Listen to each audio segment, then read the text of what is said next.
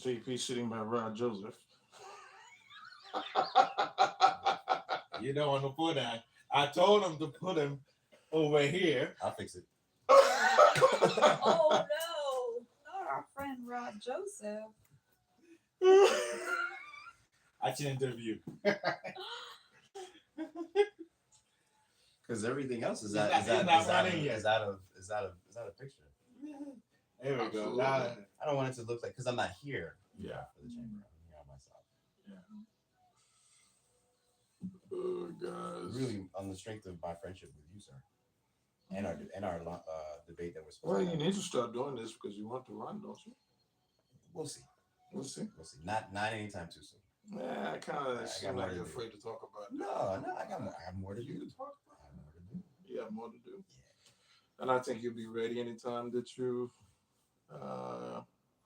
and You'll you have- live you'll have a lot in of 5. Faut quitter musique sans bar. No. Et puis fermer là. Attends. Kill me. Après, bon, nous track sur Facebook. No, I mute. Have mute this in. Yeah, Oh, I know okay. I put it on.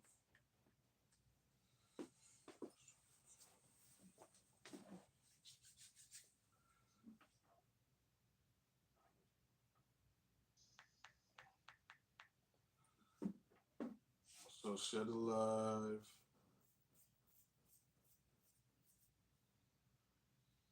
And just keep an eye on the door. If she's knocking at the door, just keep an eye. And I'm pretty sure she'll call me.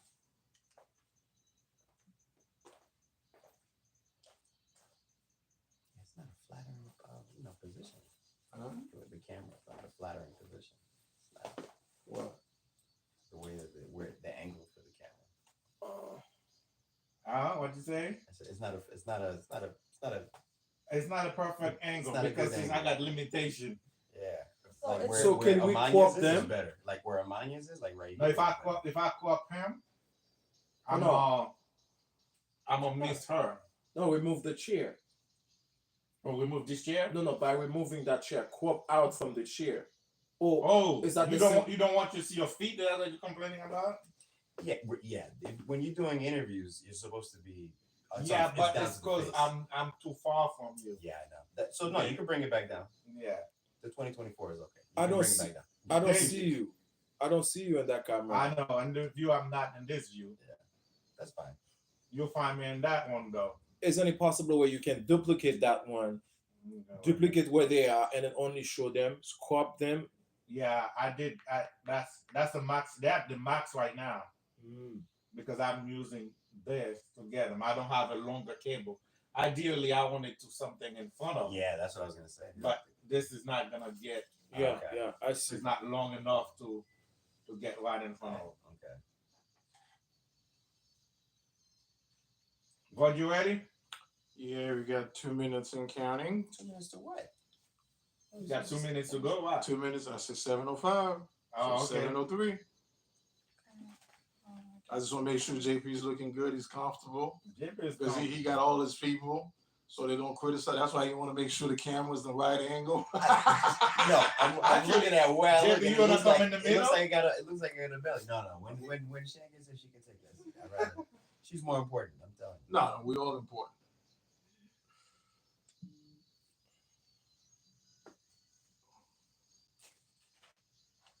Makes a little. I didn't practice. I didn't But do any we preparation. need 2 long cord.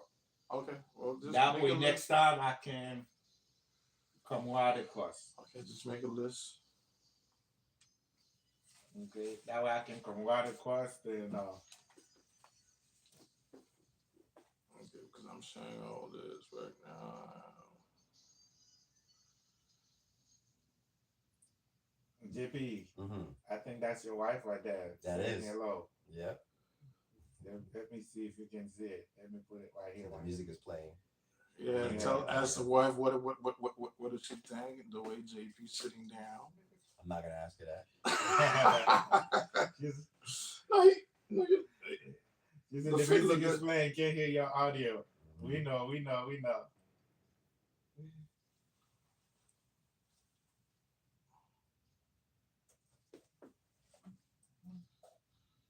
JP, your business is Terry Graphic. No, design theory. Design, Design theory. Yep, websites and digital marketing.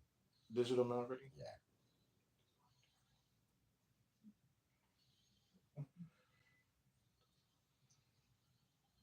Void, you ready? Yeah.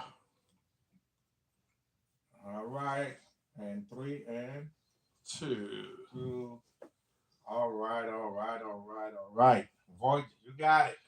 Good evening, guys. Good evening. This is another podcast that we're doing. Void Nickolas political replay. Tonight we got some very special guests tonight and some friends who come out and support the podcast. The reason why we put this podcast together, so we, the Haitian American in the community, could have a place where we could sit down and have a drink and discuss some politics.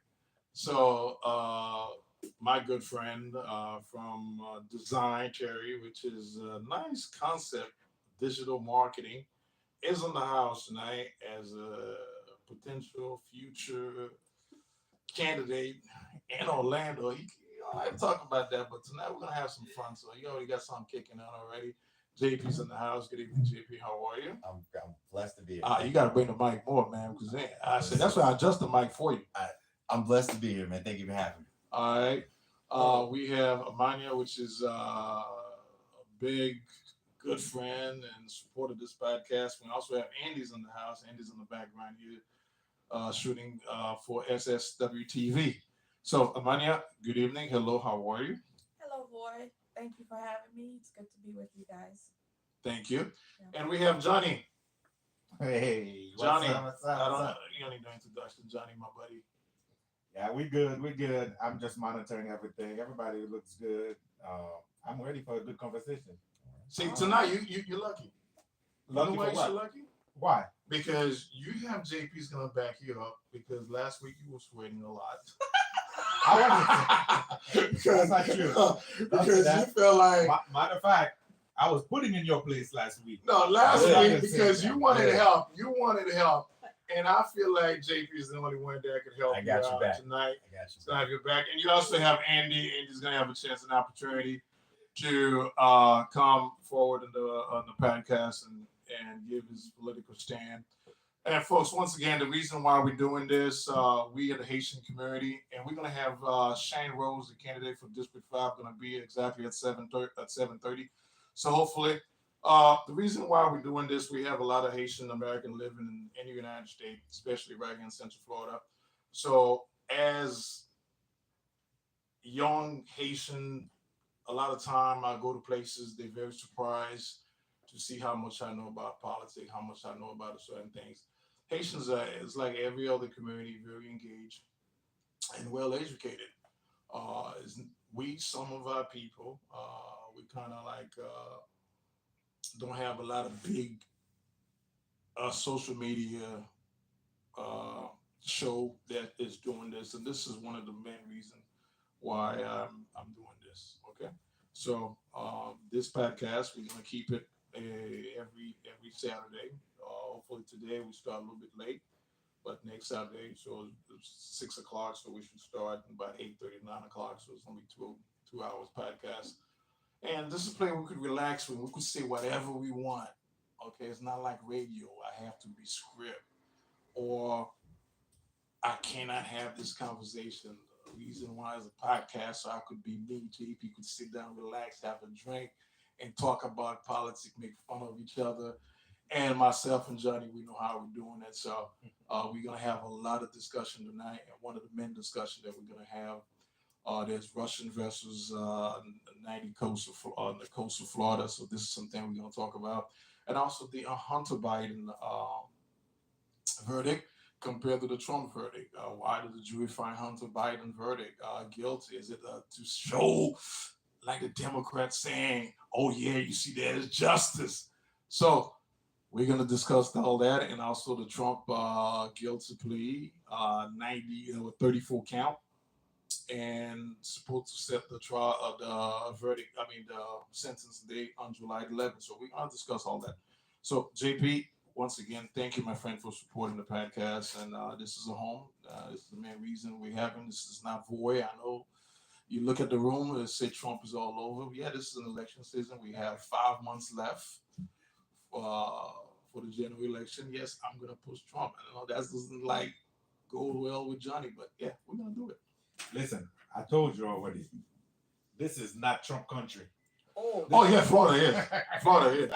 We in Trump. Florida is. Listen, I don't care what Florida is, but this is supposed to be a neutral place, a place where we can come and talk and have a conversation. But unfortunately, you have all of this thing around here, man. Well, the media control the liberal media, and the Democrat control the liberal media. So therefore, having one podcast there studio who decorate like a Trump room, yes, this make me, and I want those liberals to come in and here feel very intense. Listen, I'm gonna tell you something though. You're gonna make it very difficult to be open-minded when you already told us straight up it doesn't matter. Johnny, I just love to see you sweating. Listen, you're not seeing me sweating. What I'm gonna do, let me show the people. First of all, this is the best thing we can do for you right here, boy. I'm gonna show you right here. You see that Trump on top of me right here? On top of all I of us love right it. here? I love it. We're I just gonna love bring it. down. What about that? I love it. And then we're gonna focus right here. I love So we it. can have a conversation. So let's I go. love it. No, you need to show that big flag for all the mega nation to see it. Go ahead. Well, playing aside, what's going on? You gonna introduce Amania? Oh, You forget Amania. No, what are you? You did? I said hello. You See, you weren't paying listening, attention. Johnny. Well, I'm ready I just to rock said and roll hello. because I You want to know ready? what you got in your pocket tonight because the whole entire time, the whole day, you're talking about Hunter Biden. Yeah. Oh my God, the man is not even in office. But he's the first son. Okay, what happened? He's the first son of the United States of America. The Yeah. first son. And he's get what? He's found guilty and he's gonna do what? I don't know what they're gonna do to him. Well, his daddy He's said probably he's not going to serve pardon not him, a but I day in find that jail. very hard to believe that Joe Biden is not going to pardon his son. But you see, there's So- no protest, there's no crying, there's like this judge is a bad judge, this judge wasn't there, the system is not, this system is rigged, you see? Everybody. So is it right No, now? let's it's a talk good justice system for let's you. talk about the case from the. If it wasn't for a judge in Maryland who actually see this case for what it is, to see, well, this is a sweetheart deal, it's not going to fly. Hunter Biden would not be convicted today. So let's put that clearly. We'll see. Okay. But all I'm saying is there was no excuse. No, it's not a question. They tried to have a sweetheart deal, and this judge in Maryland said, "Listen, this is not going to happen." So what are you saying? I'm just saying the justice system works. No, the justice system is not working. Of course. Listen, Why is you it not? said It's not working. You said No, that they hold tried- on. Hold on. Why is it Go not? ahead. You said they were trying to get a sweet deal. And the Sweetheart deal, Okay. yes. And the judge said, no, this is not going to work because he did the crime. He need to do the time. Done. Nobody say this thing. This judge is against me. This judge support this. This judge did. Nobody say anything. Because the judge see for what it is. If it wasn't for that judge, So why because in Donald Trump case you don't when he want to say showed the up, judge when he showed up what for that it is. plea trial, when he showed up, the judge looked at this case and listen, this is not gonna fly Okay. because he was gonna find not guilty. They was gonna sweep it under the table. So thank God for this judge who bring justice. Okay, who bring Hunter Biden to convicted felons. Just like your Democrat Wayne Troy saying But- Trump is a convicted felon. Why don't you say the Right same here. thing for Trump? He is though. Why don't It's not the same. It's This is the Trump is a problem. political persecution. But Purely political Wait, persecution. Wait, let me, Jerry Allen Purely, said- po- let me- purely let me political ask. persecution. Go ahead. let me ask the question. I want to level set here. I Okay. want to level set, right? Are we saying, are you saying that the legal system is flawed between what happened with Hunter Biden in his case and jury and conviction and what happened with Trump and his conviction? Are we saying that it's flawed? Is that what you're saying? If you don't see any flaws in that at all, In because whose? I'm gonna go through all the whole whose? list. In whose? Okay, so you don't So- think Trump persecution, political persecution, is not a political persecution? Can you be honest with yourself? Here's what I'll give you. I think that Trump and his organization was doing nefarious things that were illegal, and unfortunately, he had done them to such a degree, and they were so egregious, is that it ended up looking like it was political, and he didn't do himself any favors by almost how do you say when you're not just broadcasting, but when you're bragging about what you're doing, right? Like you're inflating your value of your assets, but then at the same time you're saying that you're so smart that you don't have to pay taxes, and you are conflating to be a person who has morals. You're capitulating to a certain demographic of religious leaders, to being a certain person, and really you're not any of those things. And so when a jury of your peers looks at the evidence that was provided, stuff that's on paper with his name on it, and his other people that have been convicted, and some of which serving jail, the evidence was overwhelming. It's not that he missed one conviction. He was found guilty on all 34. Are we talking about this hush money case, JP? It's not a hush money case. It's a case of somebody who tried to hide information about what he's done that was going to affect his political campaign, right? Okay. And because he knew it was going to affect his political campaign, he did illegal things, campaign finance included, and so he's found guilty of JP, those things. walk me through it because I'm slow. I need you to help me understand how Donald Trump, engaging in sexual encounters with a porn star, how does that tie in with campaign finances when the man has enough money to pay this porn star? Because like, tell me how that worked out. So he paid his lawyer. He instructed and paid his lawyer to pay this porn star, right, to not talk about her. Well, really, to not talk about her story. Really paid, and that's not just her. He's paid several other women. Johnny, is the NDA legal or it's illegal? It's not. No, we're not talking NDAs. Yeah, it is. Non-disclosure statement. Okay, no, I'm asking you. Is it an NDA? Go ahead. I'm gonna answer Amania, right? Yeah. So he's paid money, but at the same time didn't report this money in the way that he's supposed to. Okay. So when you're running for office, there's money that the money that you receive, right? For your campaign through whatever that it is has to be reported.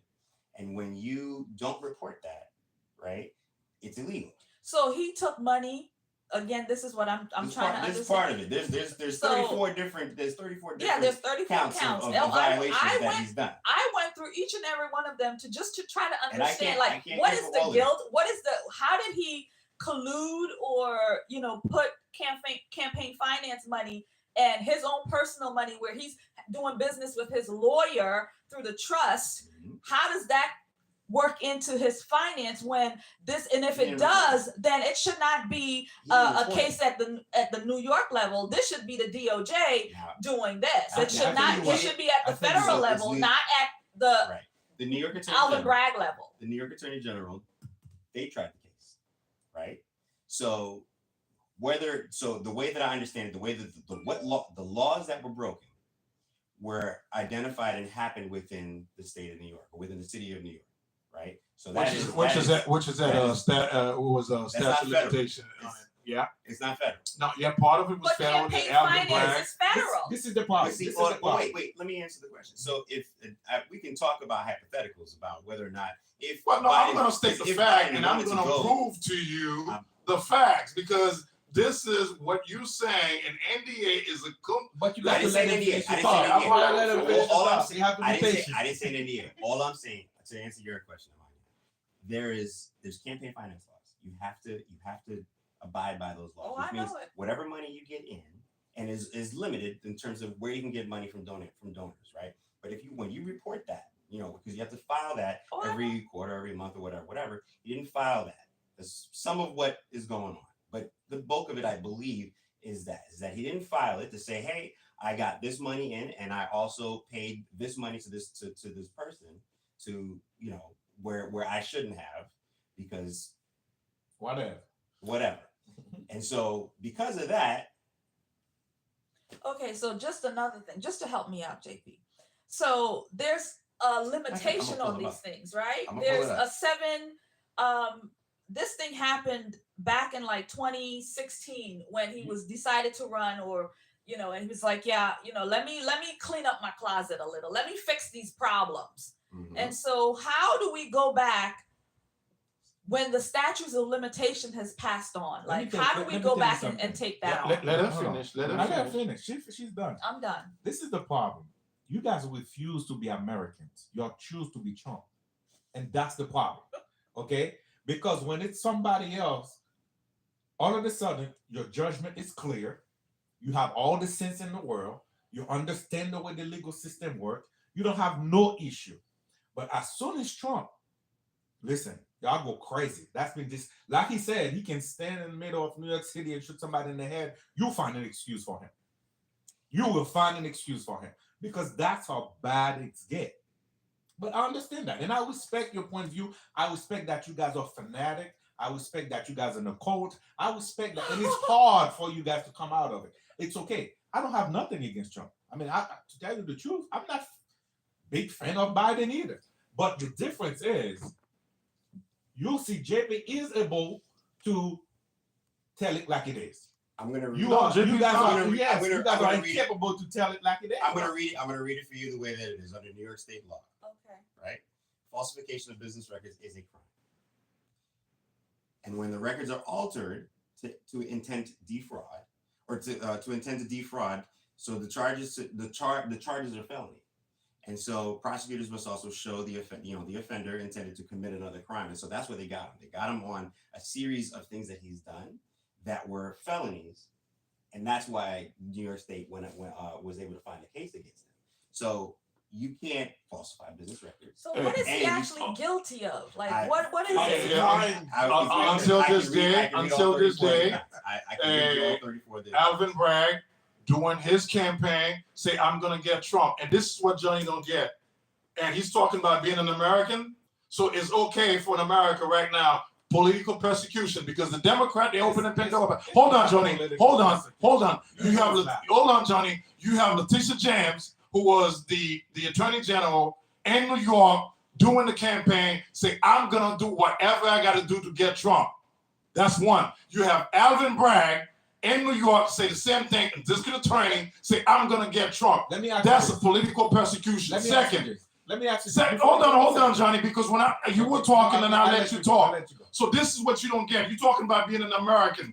When we have political persecution in America, and that is wrong. And this is what is not about Trump anymore. Let me put what Vivek Ramaswamy said. They use campaign funds to buy a suit. If they Hold say, on.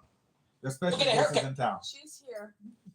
Rose use campaign funds to get a haircut because you want to look good to the voters, they will actually prosecute you for using campaign funds for a personal expense. Yet the entire legal theory of this case, the whole case that Alvin Bragg has brought, depends on one premise for them to charge this as a felony, is that Donald Trump somehow should have used campaign funds to make an allegedly personal payment. Yet if he had done that, their case against him would be even stronger. This is garbage. It's damned if you do, damned if you don't. This is a shame. I am ashamed as an American citizen. This is not the United States of America. What exactly is the crime that Donald Trump committed? Oh, wait. The alleged crime here is supposedly that he does not actually use campaign funds, that he used personal funds. Well, let's get this straight. Suppose Donald Trump had used campaign funds to make a personal expense. They'd be going after him for that. If you tell somebody to go buy you a suit and you want to look good on television because that'll affect the voters, the way voters vote for you, you know what? They prosecute politicians if they use campaign funds to buy a suit. If they say, go get a haircut, use campaign funds to get a haircut because you want to look good to the voters, they will actually prosecute you for using campaign funds for a personal expense. Yet the entire legal theory of this case, the whole case that Alvin Bragg has brought, depends on one premise for them to charge this as a felony, is that Donald Trump somehow should have used campaign funds to make an allegedly personal payment. Yet if he had done that, their case against him would be even stronger. This is garbage. It's Oh, we're gonna come back to that. We have our special guest in the house, so we're gonna make her feel welcome and feel at home because she's amazed. She walk in the room with all this Donald Trump. She already know what she was. That is tell you the character that she is. She already know what she was walking into. She's not. This is not her first rodeo. When I did the meet and greet, it was not, the room was not decorated, but that was some other event. That was in 2020. Is that correct? I believe so. No, 20. Yes. Yeah, 2020. Okay, so ladies, we're gonna shift gear, ladies and gentlemen. We're gonna shift gear here. Like I said, I promise she's on time, and I appreciate that. She was scheduled at 7:30, so I'm gonna take the next. This is gonna be a very exclusive. This is gonna be one of her best interviews, okay? Because I watched most of her campaign. She actually is very mature compared to first time she ran for office to now. And I'm watching her campaign. I'm watching some of the things that she says she actually grown. She used to be a little bit shy, but now she's becoming explosive. So Shan Rose is in the house running for Orlando District 5 in Orlando. She was in the final. We know we had an election held on the 21st. Is that correct? Okay. And she came first, and Traverse McCurdy second.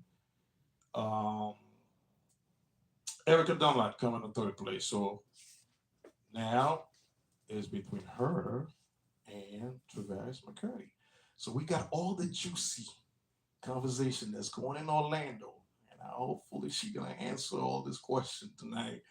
And so I'm gonna give her an opportunity to spend about an hour with you guys and whatever doubts about her campaign. So we're gonna have a great show. Shane Rose, hello. How are you? How you doing? Good evening. I am good. Uh, I am. Thank you for Speak having up on the mic if you have to. If you have to pull it out, you can pull it out and talk. Can you hear me better? Yeah, Yes. absolutely. Good evening. Thank you for having me. I am good. I've been up since 7 o'clock this morning, out in the streets. Is that every day? Oh, we trying to win this. We trying to win this and win this big. It's big. It's go big or go home. It's go big or go home. Yes. You put everything, all your heart and your soul to this campaign. Everything. Everything. 7 a.m. We out here knocking doors. Like I said. Okay, in 2020, well, tell us, in 2020 you ran for office. What office did you run for? 21. In 2021, I ran for the same seat against the incumbent. I did not No, win. no, when you went for state rep. 22. State rep. That was 22. 22, okay. 21, I ran for the same seat, District 5 City Commissioner, and I did not win. But what I would say is that was the beginning of realizing I had to learn more about politics. I had to learn more about the community and really get a deeper dive and understanding of how to solve the community needs. So it's one thing for a person to say, I need help with speed bumps, but do you know the process in and out? Do you know the politics behind it? Do you know the governmental portion behind it? And so I really got to spend time hardcore in figuring out the other side of issues. So I used to work at the city of Orlando. I used to work in the permitting office, and I used to work in community redevelopment agency. So the visioning and the planning for the community that I live in now, which is Paramore, I live there. So I kind of got a understanding and a grip on it, but not the political side. So people think that you just get up one day and solve issues. It doesn't work that way. It's Okay. a lot of politics. Okay, 400 South Orange Avenue. You know which address is that? That is City Hall. Okay. Why should the community, District 5, because there's a big question out there. I'm going to keep all the juicy stuff later on, okay? You used to work in that building before, is that correct? That's it. Okay, all right. Now, why should District 5 voters hire you back to the City Hall? Because I live in this community, I love this community, I'm part of this community, and I understand the needs of this community. Even further, I know how to solve the issues of this community from the local, the state, and the federal side. I have the relationships, the rapports, and connections to get the job done, which is meeting our needs. In this campaign, I've been endorsed by the Greater Orlando Builders Association, as well as the Orlando Regional Realtor Association. So what that means is from day one, I have the relationships, the rapports, the connections to address one of our biggest and our most critical issues right now, which is affordable housing. Okay. All right, Shane, because as you see, we got some other folks in the house. A lot of people see they still don't know nothing about you. Okay. And they want to get to know you, and you have some people on Facebook, and you could go ahead and share the platform on your Facebook page. So tonight, we come into the final round. The election is early voting started already. The election day is Tuesday, June 18. And once again, I thank you for coming here. This is some of the things that you have said you campaign around. You care about this District 5 community. You're going to be a champion for this community. And you also say this community is divided. Icro. Can you tell me how District 5 is divided? Give me a little explanation for the people that's because you mentioned that a lot, and I want to know what division that you see in District 5. So District 5 starts downtown Orlando and it goes all the way west to Metro West. So the division is a lot of people within District 5, all they hear is about is Paramore, right? And so continually you have west of John Young feels like they're the forgotten community. So the Ivy Lanes, the Mercy Drives, the Pine Hills, the Malibu, and then I mean even the whole Kirkman Metro West area, they feel like they're the forgotten communities. So there's a division there, and then most of the communities are broken up into 3, 4 sections. And so those communities are also divided. So if you think about Mercy Drive, it feels like it's like 3 or 4 communities, apartment complexes kind of stick together and they don't, I would say, mingle or intertwine with the rest of the community. So the goal is to bring unity in the community by doing activities, coming together, and overcoming our issues together. In fact, today I was in Mercy Drive. We were doing a peace walk. Okay, you talk about community policing. Last time I checked, Orlando do have a community policing. Is that correct? Yes. Okay, what would you do different? For me, there's a few things. I think having more community conversations and getting a deeper dive in what 911 calls look like. So people always say that some communities are over policed more than others. So understanding Is that a bad thing or good things? it depends on which community you're in. Because I go to some communities and they want more police officers, and you go to other communities and they feel like they're over policed. So I think for me, it's going to take. I'm going to do more data sharing so people can understand 911 calls. We could talk about respond times, and we can get a better understanding and a look at is the community over police? What does over policing look like? And so one of the things I want to do is I want to create an alliance. So when people feel like they're being targeted or they're being treated unfairly by police officers, there's a community and there's a network to support those individuals.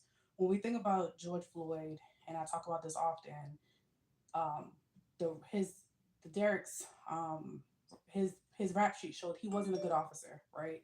And so at some point somebody didn't feel the courage or they felt intimidated and they did not go report his bad behavior, and he was able to go from agency to agency. He had been to a few law enforcement agencies, ultimately killing George Floyd, right? And so when we think about communities where police officers are being like, you go to communities and they're like, oh, officer so and so, he's been over here harassing me. I've been in the community and I've been in different sections of the same community where everybody's complaining about the same officer. Well, if everybody's complaining about the same officer, what is anybody doing? Does the community feel like they're supported to be able to report bad behavior? What does reporting bad behavior look like? How do we get rid of bad officers in our community? Hold on a second right there, because you have the city commissioners and the mayor who pick the chief of police. Is that correct? And if they happen to pick the future chief of police and you become the next commissioner for city of Orlando, you're gonna have something to say. Correct. Okay. We do have a citizen review board in Orlando. Is that correct? That's correct. Okay. And those citizen review boards supposed to report everything, certain things that happen, or if people report certain things. Is that correct? That's it. So Citizens Police Review Board in its current state are investigated cases that have already been investigated by OPD, and they either substantiate or they say that they don't agree with the outcome of the investigation. It has not been a place, from my understanding, it has not been a place where you can walk in the monthly Citizens Police Review Board and say, I want to report Officer John Doe. Okay, but you do have ordinary citizen in that citizen review board. Correct. Okay, because the reason I asked, I used to be on the citizen review board. Correct. Okay, one of the things that's not being tackled right, because and the citizen review board is a police immunity. A lot of police got protection from immunity. Okay, and that's something that I have not seen people tackle a lot. Yeah. Okay, so yeah, some of the things that you are saying is correct. When Val Demings, there was more abuse. She was a black woman. Okay, so it was the chief of police. There was more abuse in the Orlando Police Department. The force of metrics was asked her previous chief of police, her force of matrix was higher than her previous chief of police in Orlando, and none of the commissioners addressed that issue. Okay, so those are the things. So sometimes we say we need more community policing, we need all this, but the thing is right in front of us, we're not tackle what we're supposed to tackle. So I just wanted to share that with you. Go ahead. I have to guess I answered your question. Okay, all right. So let me move on to something else, and I'm gonna open the floor for some of the guests. You talking about affordable housing, Orlando. Now this is something that you were over in. There's about 4 debate that you were on doing the campaign. Yeah, 7 or 8. it was 7, but I went to 4 of them. Affordable housing and homelessness in Orlando. Mhm. Okay, so one thing, and on your platform, you're talking about now. Let the people know and go a little bit detail if you can, and how you gonna make housing more affordable in Orlando, and how you gonna tackle the homeless problem. So it's a multi-tiered. I think everyone has to wake up and understand that there is no one shoe fits all, and there's not no one size fits all when it comes to addressing homelessness. It's very multi-tiered.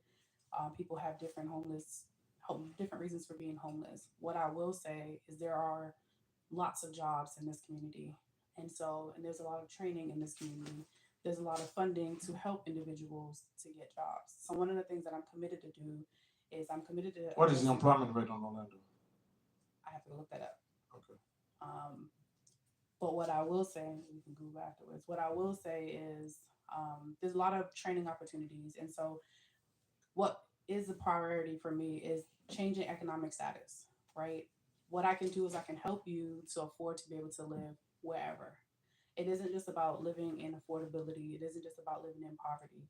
It's about living above. It's about raising and changing your economic status. And so that's one of the things that I'm committed to doing. District 5 has 4 different schools in it. FAMU Law School is here. We have Orange County Technical School where you could become a nurse, you could become an electrician. We have Valencia College, which has 3 campuses in District 5. So we have one downtown, we have one in Mercy Drive, and then we have the main one in Kirkland. And then UCF downtown. So there's more than enough educational training opportunities to help individuals change their economic status. And that's what I'm committed to do. When we think about one of the things I intend to do is something that is used across this country, and it's called inclusionary zoning, where when developers come and they're trying to do regular apartment complexes, asking them, can I get a certain amount of affordable? What we have to do is go into a mixed income, in my opinion, go into a mixed income and do more mixed income housing and mixed use housing, as opposed to just doing low income. Ultimately, we see those units, they don't last long. 20 years later, they're either being torn down or they have to be fully renovated.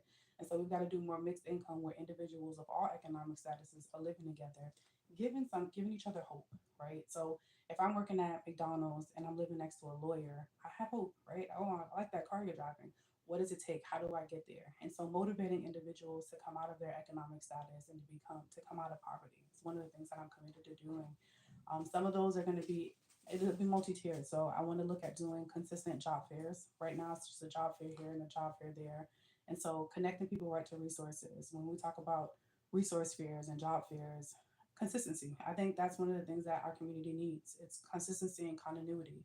You're not just, well, where's the next job fair going to be? It's one of those things where, Oh, having job fair is one thing, but job fair equal job.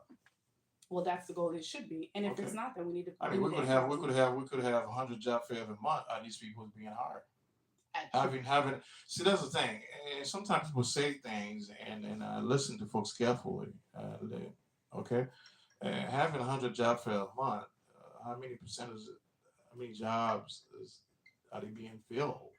Well, that would be and right now in Orlando is you take $100,000 to afford a house, to have an income of $100,000 or higher. One other thing on your debate that was brought up, City of Miami had a cap on housing on rental. Is that something that you support? What do you mean a cap on rental? From increasing the rate? Oh, that's against the state law. Okay. Well, City of Miami did. But that's all been overturned. Yeah. Okay, that's something you could try because how would you? Because one of the main problem right now is uh, how, for instance, let me take Beirut. You're Mhm. from Paramore, Mhm. so you know which None. neighborhood is Beirut. Right where I live. Oh, you taking it to my I'm just hood? You testing taking it you. to my hood? I'm just testing you. I just want to make sure you know what Beirut is. Okay. Uh, Commissioner Regina Hill, I think was it 2 years ago, and there was a meeting that blew out doing because some of the complex that they build and the new housing that they're building in Beirut, there's $300,000. Is that correct? Yeah.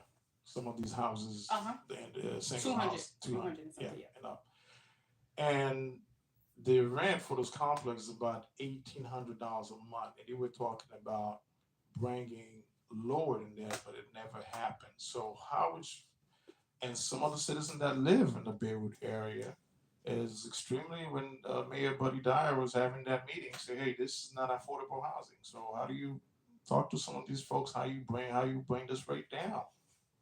So here's the thing. I don't know that you can bring the rate down. I'm gonna tell you why. So insurance, the state legislature has not fixed insurance, right? And so some of these cost increase that you see, some of them are just the bare minimum, right? They're the rate hike for insurance as well as property taxes. So I think that's what we have to look at consistently and as a group.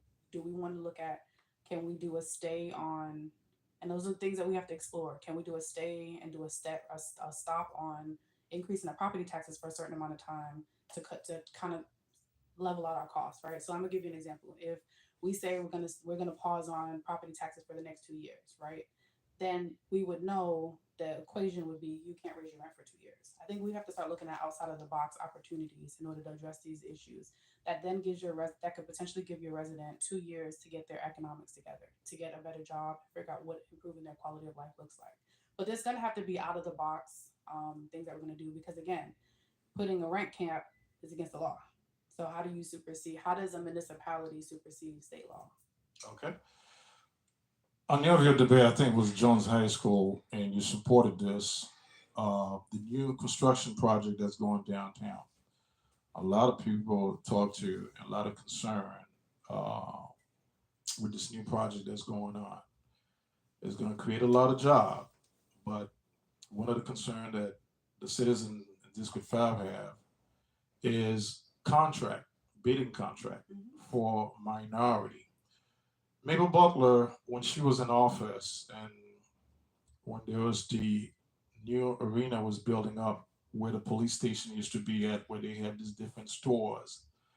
One thing that was great about her, she makes sure there's a percentage of minority that's rewarded contract.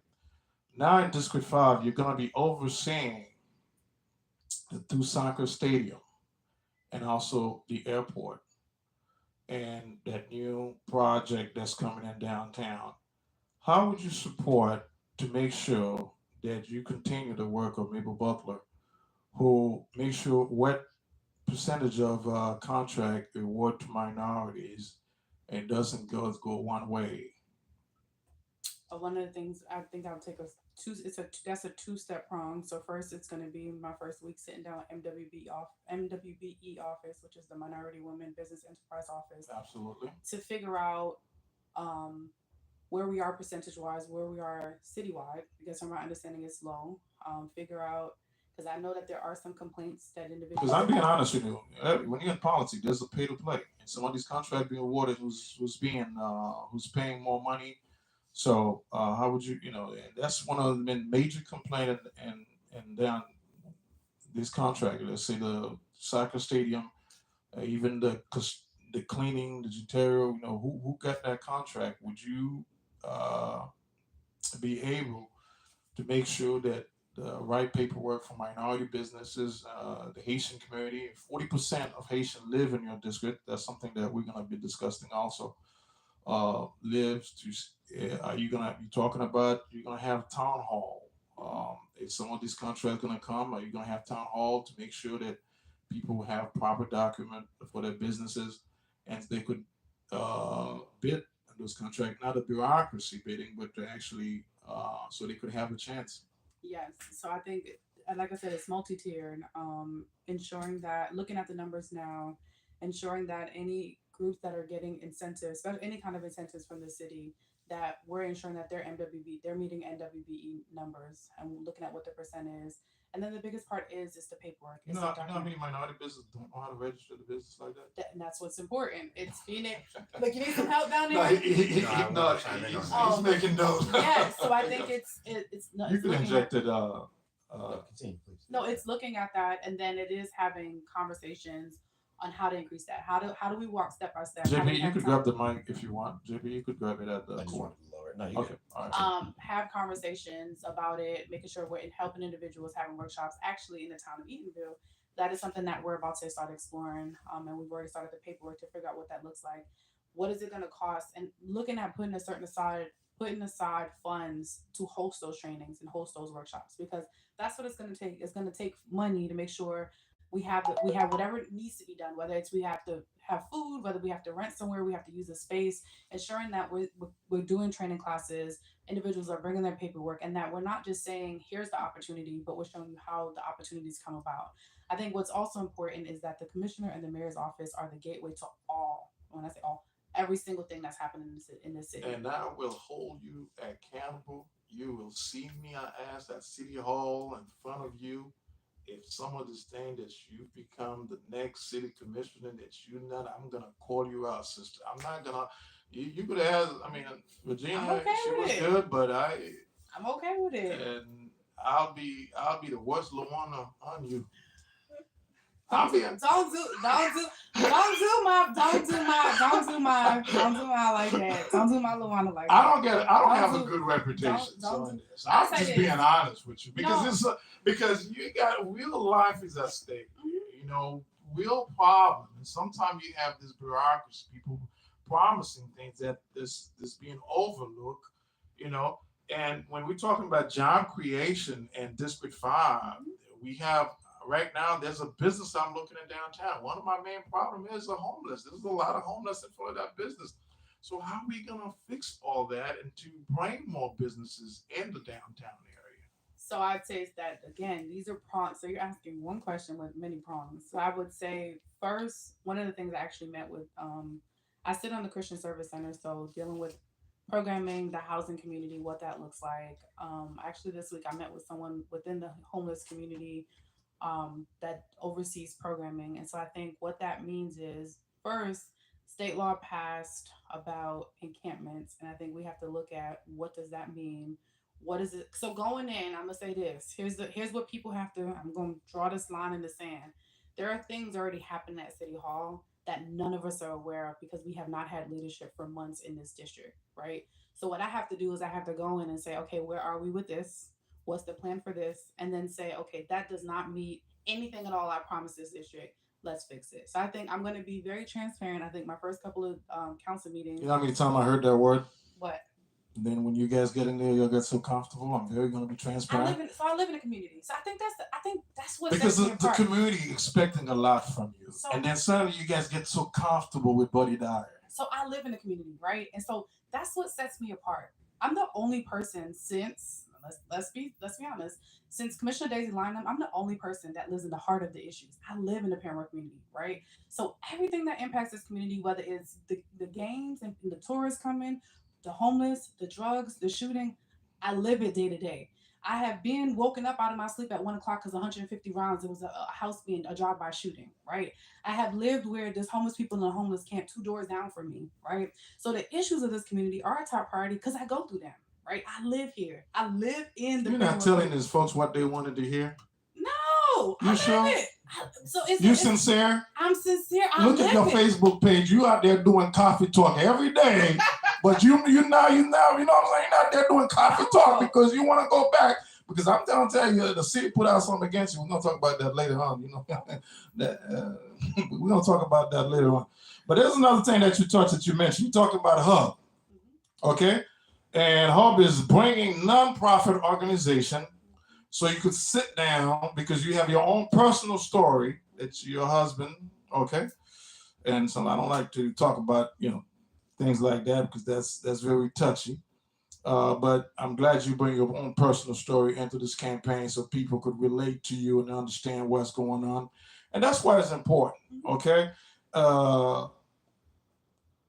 Creating a hub so you bring nonprofit organization because in the Haitian community itself, I have the Greater Haitian Chamber of Commerce that I talk to on a regular basis, okay, and give him some of my thoughts, some of my ideas. I'm a member. Okay, great, wonderful. I'm glad and trying to bring more people and to enjoy that membership. It is a great organization. Okay. Um, they were thinking about doing something like that, have a list of organization, Haitian organization in the community when there's a disaster, when something happened. Because right now, your Democratic president, Joe Biden, bring 10 million immigrant in this country. Here we go. So we have a lot of Haitian immigrant in this country, in this city, in Orlando. Actually, Johnny was sharing some with me today. A lot of them, you see a lot of homeless, Haitian homeless, somewhere about Hawassi, but I haven't talked about you later on, so we could figure what to do about that. So it's to have hub, is to have to bring different nonprofit organizations to sit down with them to see what service they provided, how best you could serve them, and what resource the city have. Go ahead and talk about that for me. So I'm gonna say this, and so you didn't want to touch on it, but I can. So I Yeah. lost my husband to gun violence. He was coming outside of a nightclub, mistaken identity. And so when I was going through that time and that period, I became a single mother, and we had a son together. My son ultimately he became sick with health challenges, pseudo obstruction of the bowel. Um, and so being a single mom, widow, learning what that process looked like, I didn't know what resources were available. I didn't know what sources. I didn't know where to turn to. I didn't know where to go. Um, and so what you're gonna get from me and what you see from me is someone I have lived experiences. My son ended up passing away 10 years ago, 3.5 years old, from his health challenges. He couldn't overcome them. But I am I would call myself a victim of being poor in America, right? So we have And at one Medicaid. time, you stated you were homeless. I was. I had a period of homelessness. Because he had Medicaid, and at the time, doctors Medicaid number one, people look at you funny. Every doctor doesn't take you. Sometimes when you say you're on Medicaid, you may take months to even be seen by a doctor. But when we were seen by doctors and we did go get colonoscopies, it was just kind of here's a guinea pig. Here, try this medicine, try that. I never forget he was 2 years old and they took him off all solid foods and he was drinking milk. Literally, that was his meal so they could kind of empty out his system and figure out what foods he was allergic to. Meanwhile, later on, I found out there were rash tests that you could take.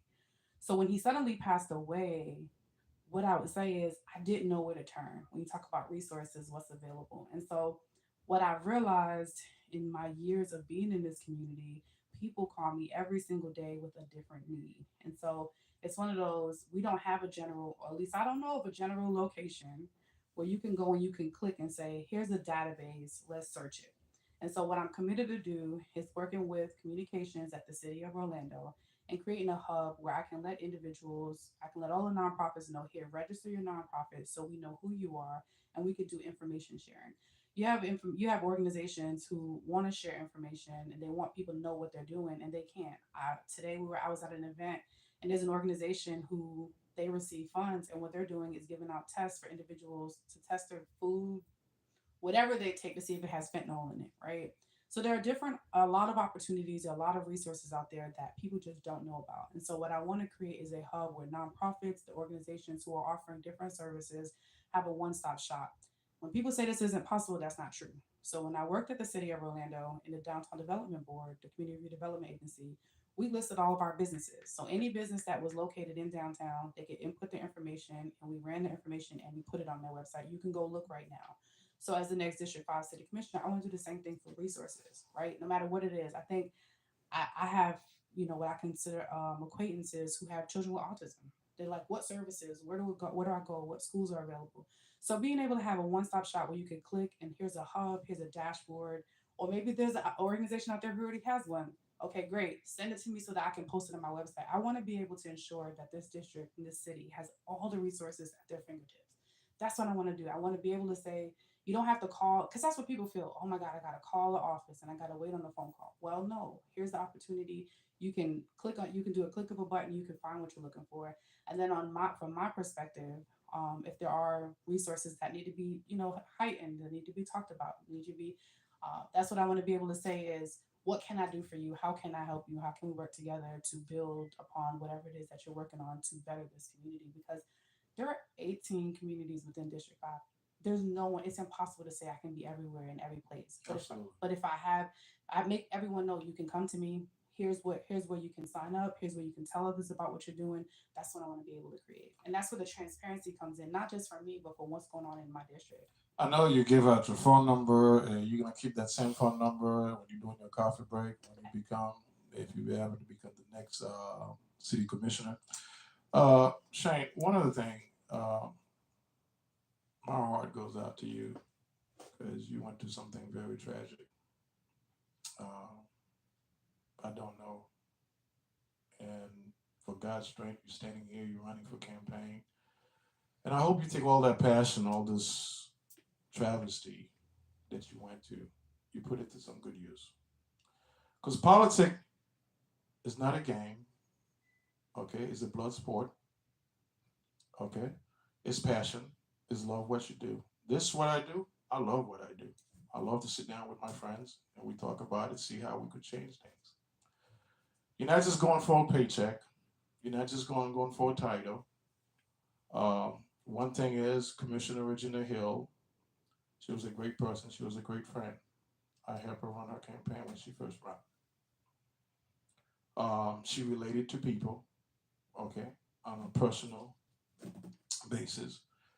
She's not perfect, okay. She's a human being, and I love her dearly. And the people of District 5, even she's not in office, she stay active no matter what the struggle she's going through. And I think that's the kind of model District 5 is looking for the next commissioner. And some of these folks, yeah, they want somebody that they could that relate to them. It's not somebody's gonna tell them whatever. Let me ask you a question. You remarried? No, I have not. You have not. You have any other kids? I do. I have my son is 9. He'll be Jeremy. Everybody sees him. Everybody knows him.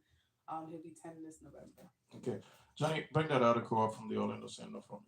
No So- problem. Do you want to take the questions from the other guests? Yeah, first? after that, go ahead. I'll open it for you guys. Like I said, campaign is a bloody sport, and you're doing such a great job. The Orlando Sentinel published an article against you when you were working for the city of Orlando. They got it for insubordination. Some of the talks out there, you're hard to work with. You're difficult to work with.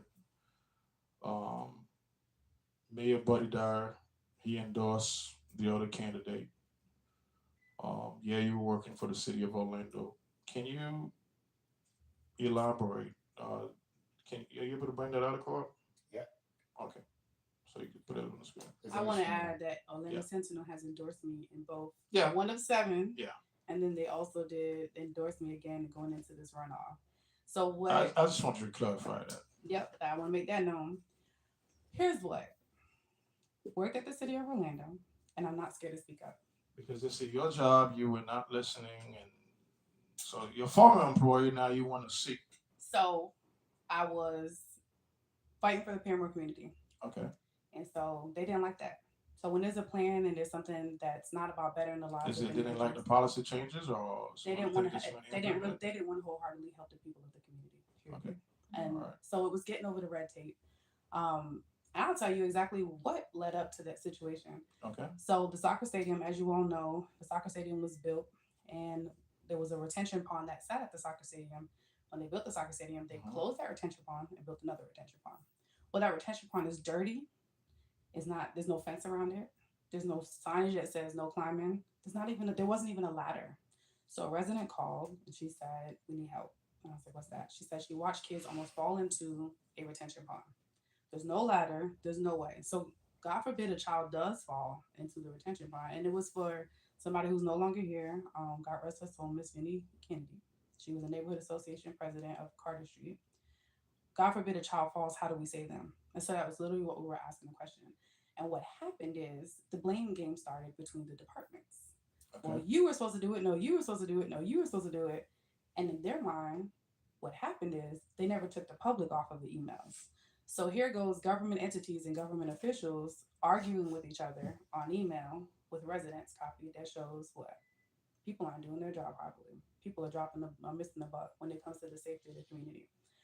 There are a lot of red tapes, and the government period has red tapes. When I worked in the permitting office, red tapes. And so they don't like employees who want to reduce those red tapes. And that's what you're going to get. So how are you going to reduce it as a commissioner? Transparency, talking to people, figuring out what those red tapes are. Because of course I haven't been there in years, right? So what new red tapes are there? Having community conversations, bringing in some of the businesses, bringing in some of the individuals who are the developers. Don't you feel sometimes you got to make a decision? Let me give you an example. The Tinkerfield. Okay. Commissioner Regina Hill got criticized for it. Is that correct? When she go along to revampolize the Tinkerfield, there was some people didn't like that. Okay. Okay. So when you get to a situation where you and the mayor, okay, now by Tuesday you might be the winner. Okay, so how are you gonna deal with all that? When you got to make the hardcore decisions to go listen to people or call some other people in the city hall or corporation. I would say don't get it twisted. Never think that there wasn't a time when a commissioner felt like it doesn't matter on which one, felt like they couldn't handle a situation. So what do? They call on their friends. They call on those allies on the outside and say, hey, I need your help. Right? And so there's been times when I've Because politics is giving. You got to give me something. Yep. You got to get something in return back. So there are times when, I'm going to say this, keeping my relationships is what's going to be important. My relationships in the community, right? So when there are tough conversations and tough situations going on, I can lean to the community, right? I can lean to say, can y'all help me? Because I won't have all the answers, right? I don't live in every community. I live in one community. So I'm not going to be able to have the answers for a Metro West. If they're trying to do something in the Metro West community, I may not have the answers. So it's going to that community and saying, what is the middle ground to this situation? This is what's coming down the pipeline. I want to hear how you all feel about it and what is the middle ground. It's negotiation. I used to be a union steward. Negotiating contracts and negotiating what's next is what I'm going to be able to do, and I'm going to be able to do it very effectively. Okay. This is a side note. There's certain, we talk about the businesses and the crime rate in downtown. Recently, the alcohol and certain club in downtown brought up, and now the city of Orlando, it is if there's not none, I think Amania could remind me. Let's say I want to open a business in downtown, I'm unable to get a liquor license for that city. Okay, unless it was grandfather in. That's not. So you can get a liquor license. What they changed are a few things. What they're moving into MPB, what they're moving into and supposed to go before MPB on Tuesday, is that they're trying to space out opening new bars within a certain amount of feet. And so people need to understand this is not just for downtown. This is citywide. So that's what is being focused on. Is that Like it was focused on downtown. Nope, but people need to understand. Okay, good. So let's say, for instance, you've got this plan and this vision to develop a strip mall, right? And so on one end of your strip mall, you're going to put a restaurant that's going to sell alcohol. And then you're going to put a bar or maybe a lounge or a pool hall on the other end. Those can't go together because they're within 300 feet. So people are under the assumption that this is only for downtown when it's not. So ultimately what the city is trying to do is reduce the opening of new nightclubs and new bars within 300 feet by not allowing them a liquor license. That's the first piece. The second piece is that in the moratorium that's currently in place that expires in September, is that if you want to serve alcohol after 12 o'clock, you have to get an additional license, which comes with, you have to pay for more law enforcement officers. So that's what's currently in place. And what they're looking at doing, like I said, is reducing the amount of bars that are opening close to each other in close proximity. And that's reducing, creating small businesses? That is doing what? It's not that not creating a lot of these bars are very small businesses in downtown. Is that correct? It does create the um it has the potential to reduce small businesses that are trying to open, yes. Okay. Last, because I'm gonna have my colleague ask you some few questions. Mhm. Uh, ex-commissioner Regina Hill. One of the things I was working with her on the project was to have a community center Mhm. in downtown to find me a place or building that the city was not being used. But fortunately, this thing happened. She wasn't consult with Mayor Buddy Dyer. Reason why, Shane, like I said, Biden, under the Biden program, we have a lot of Haitian Mhm. and coming into the community. A lot of them don't know, it's not used, and I think your family from St. Lucia, is that correct? Correct. Okay. They're not familiar with the system yet, how to fill an application. That's something you could relate to. Mhm. Or they don't understand how to go apply for a job Mhm. or to integrate the system. Mhm. And that is something with with the chamber of with the Haitian chamber, and I expressed that to them. What can we do? Because it really hurt me when I have partnered with some of these temporary job agencies. They say, well, this person show up like this or don't know how to fill an application properly, and because there's competitions out there. Mhm. So this is the reason why it's important. Also to teach, JP is here, was also working with me in that project to have either retired teachers or students from UCF to come in to teach English as a second language to some of the centers to have various hours that open. And that's something, if you become the next commissioner, you could commit it to, so I could work with you, myself and JPs and others, and the Haitian community to find me a building because this is my heart. I'm dedicated to this. I don't care what it takes, who door I got to knock. That's why it's important to me who's going to be the next commissioner for District 5, so I could work with and have an understanding with, because it has to be done with all these others. Yes, there's other centers out there, but this is, I'm not saying it has to be dedicated to Haitian. Don't get me wrong. Other immigrant, you look at the Spanishes, they have more resources in our community. It's a given fact.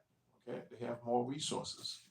Uh, but where these people, they speak Creole and French, and some of them coming from Chile and Brazil, I know they speak Spanish, but we could orient them better, teach them a computer skill and how to integrate the system. And this is where my heart is. So can I count on you and work with you if next Tuesday you become the next city commissioner? Yes, in fact, I'll take a step further. I'm committed to connecting with Orange County and figure out what resources, how much it costs, because they did an ESOL. They're doing an ESOL, currently doing an ESOL program. So figuring out what resources are being used. Being a third generation immigrant is important. I have blood relatives that have. You're born in St. Lucia? No, my family is. Okay. I literally have really, really close relatives. What other language you speak? I understand somewhat Creole? Creole, a little bit. It's the patois. I understand it just a little bit. Zumbaga, say something. No, I'm not. just I want can to understand say- it. say something. But St. Lucian Creole is very close to our Creole. but what I would say is I'm committed to it because it impacts me one to one, right? Knowing that there are barriers of scared of government. Even when an individual is a U.S. citizen in the house, they're like, okay, wait, he's got a green card. Okay, wait, she's on a visa, and so reducing those barriers is important. Like I said, I'm committed to meet with the county to figure out, well, how much money did they put aside for their ESOL program, and what's intricate. What I would say is that people have to understand government is not an overnight process. Absolutely. And I think that's the critical part Yeah, of this. trust me. I think people don't get that. But when you do put pressure on government, and this is why I'm for term limit, I think the longer people stay in office, they become more corrupted. And listen to the other side, say, well, I have to stay in office longer so I could accomplish. But I'm like a CEO. Mhm. I want performance. Mhm. Okay? Mhm. So if we start looking at representative like this, I think things would change dramatically in this country. If you know you have 4 years, in your case, you're gonna have, was it 2.5? Two? No, a year and a half. A year and a half. Mhm. So that means you got to get out there, get to work, get it done. To say, this is what I accomplished. If I got to go to election again, but well, you will be going to election. I will They be. say, this is what I am done. But if you know in your mind, right now you might do it because you only going to sit in the seat for a year and a half. But if you know there was a term limit, your performance will be better. You'll have things move quicker. When you have Buddy that has been in office for 25 years. Let me tell you why I beg to differ. I'm just get this raw and uncut. When I ran in 2021, and this goes back to what I said earlier, like learning the process. When I ran in 2021, I had a street that has dramatic speeding. I put in a request in that moment while I was there. I got the paperwork. They signed the paperwork. It took 2 years to get speed bumps on one street, and the street is not even long. The street is in any way, shape, or form, it's not long. And so when I say that, like, think about that. 2 years to do a study and put speed bumps in. This was not COVID. This was in 2021. So I don't think the pressure changes. I think, again, it goes back to what people may say, well, I'm not a city. The red tape that's in place.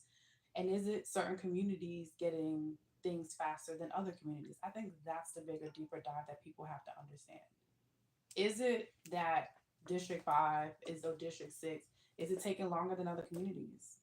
Are other communities asking for this? How do you evaluate the other communities? I mean, it's a simple ask. What? I can ask that question. Okay. I can simply say. Well, okay. Let me pick District 3 Mhm. for an example. Charlie Sheen, is that correct? No, District 3 is Commissioner Robert Stewart. Oh, Commissioner Robert Stewart. Okay. Mhm.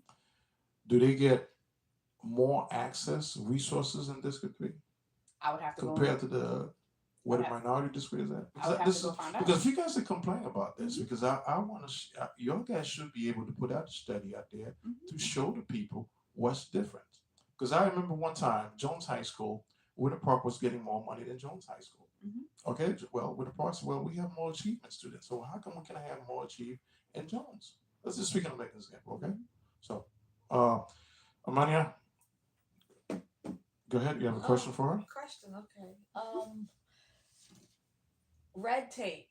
So there's a lot of that goes on in the city, especially for those small businesses who wants to like come in here and start a small business.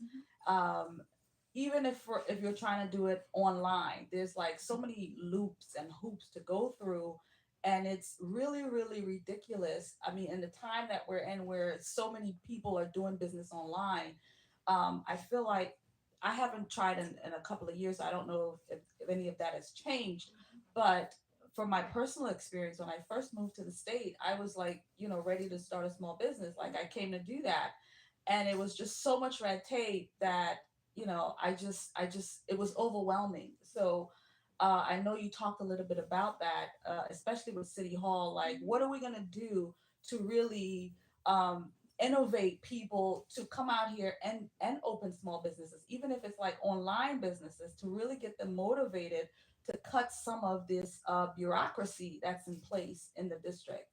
I would say that again, some of those things are multi-tiered. One of the things I'm committed to do is a customer complaint form within my website, so that individuals, if you feel like you have a red tape, because I won't know, right? Think about it. There's 18 communities within this district. If I don't know that you've come across a stumbling block, then how do I know, right? And so the first thing that I am committed to do is looking at, again, communications, and we're gonna have a ball when it comes to the website and what we're allowed to do. But submitting a customer complaint. So if you do, like, I want everyone to feel like if you are having issues, whatever those struggles are, let me know. So I say it's multi-tiered because I want to do, and I intend to have virtual office, which is going to some of the community centers and having set times where residents, businesses can come and meet me right where I'm at instead of having to come to City Hall. But being able to meet me where I'm at, and meet individuals within their community to talk about those complaints. So I don't know what I don't know. And so it's sitting down with individuals and showing me where those red tapes are, figure out how we can. Some things, you'd be surprised at some things you just can't take the tape off of, right? Like they're mandatory and they're needed. And so if they are needed, is it easy? And if it's not easy, how do we make it easier? I think that's going to be that's going to be the hardest part. Like I want individuals in this community to realize now is the time to dump your complaints, to bring in and come dump your complaints. And so, voice said it earlier, my phone number is 407-255-7426. But dump those complaints on me. Let me know that you came to City Hall and you were treated improperly. Let me know that, right? Let me know you went to the permitting office and they were rude and disgusting. Okay, so I can have those conversations. Let me know you filed a permit and you haven't heard anything. It's taken 3 months for a roof permit. Let me know those things. Because I would say while I was in the permitting office, there were things that we started, like we had triage some things were like windows and doors and roofs. We had worked on a triage process. So let me know those things. I think for me, it's going in not knowing what people are struggling with. And so that now is the opportunity. I mean, especially the fact that we've been a couple months without representation. Going in, I'm elected June 18th, knowing, okay, now's the time. Let me tell her all of the complaints so I can look at them. I can triage them. I can figure out what departments they go to because some things are not a commissioner. I'm going to be honest. Some things are just not a commissioner, but I can be a voice. Okay, I'll ask another separate from that. The homeless situation. So, and you said you're part of the Christian service. You're on the board. No, Is I'm that on it, a or- long-term range committee. Okay.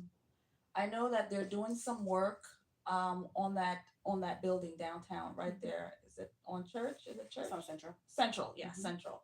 So I had an experience not too long ago. There, I was out there early morning for a meeting, and I ended up on Central, and there was like so many homeless, and I was like, my God, what is happening? Mhm. And I'm a curious bee, and Mhm. so I decided to park and find out. Mhm. And so I ended up in the back of the Christian Service Center, Mhm. and you walk in there. I mean, there's massive Mhm. amount of homeless, and I mean, they've got them set up. They've got the phone thing, the laundry thing. You know, Mhm. they got a whole setup there for them to come and be. But what I my concern is a lot of it right now. They're putting about $1 million plus into the building. They are looking to paint. Um, for me, it's like $1 million just to paint. So now they're rearranging where they're gonna stick the homeless while the painting is happening. It's just a lot. So for me, I just would like to know again. I know we touched a little bit on the homeless situation, but this is there are different reasons for different people to become homeless. I get it. Mhm. But the way I look at it, the 80% is like we 20 20 80. The 80%, that's the chronic, that's like the majority. The 20%, they lose their job, they can't figure out, they're gonna find, some resources, they're gonna get back on their feet. But that 80%, that's who we're catering to. That 80% is the people that's there daily, that's their and again, I know we're going to throw mental health in, but again, so much money, $1 million to just paint this place, all that is resources. And this 80% of chronic homeless, that there's jobs, as you said, there's training, there's so much training and so much availability to them, but yet we're having this like, what can we do to really start to maneuver, to start to cut down those numbers, to bring it down from 80% to 10%, something like that. Housing. And that's the simple answer. So we have a shortage of housing. We have not kept up with our housing stock in the last 10 years. And so if we're not keeping up with our housing stock and our affordable housing stock, then people are going to people who are living in homes, who are one paycheck away from, who are one flat tire away from being homeless. That's what we have to address, right? So the answer is massive housing, right? And what does massive housing look like? What does, we have a shortage of shelter beds. We have other counties who are not doing their fair share of addressing homelessness because there's not a homeless shelter in Osceola County and there's not one in Lake County, right? And so, like beds, and let me step back. I think beds for heads is what we're missing, right? And so whether that's shelter beds, whether that's housing units, whether that's a rooming house, right? We're a shortage of that. We have not kept up with the numbers. So I think the latest number is like 1,000 people a day. 1,000. I think, I'm not sure. The number changes. It fluctuates depending on who you talk to. But the drastic number of people who are moving into the state of Florida, we are not keeping up with the housing stock. And so if we're not keeping up with the housing stock, guess what happens? So if you're Jane Doe and you come from, I'd say, New Hampshire, and you're working a remote job and you're making $200,000 a year, well, guess what? You took a job versus somebody who lives here who's making $15 an hour, right? And so the housing is the answer. Like, that is literally the answer to homelessness, right? But what you have to be able to do is you have to be able to provide the resources and the tools in the meantime and in that process of helping individuals to come out of their issues.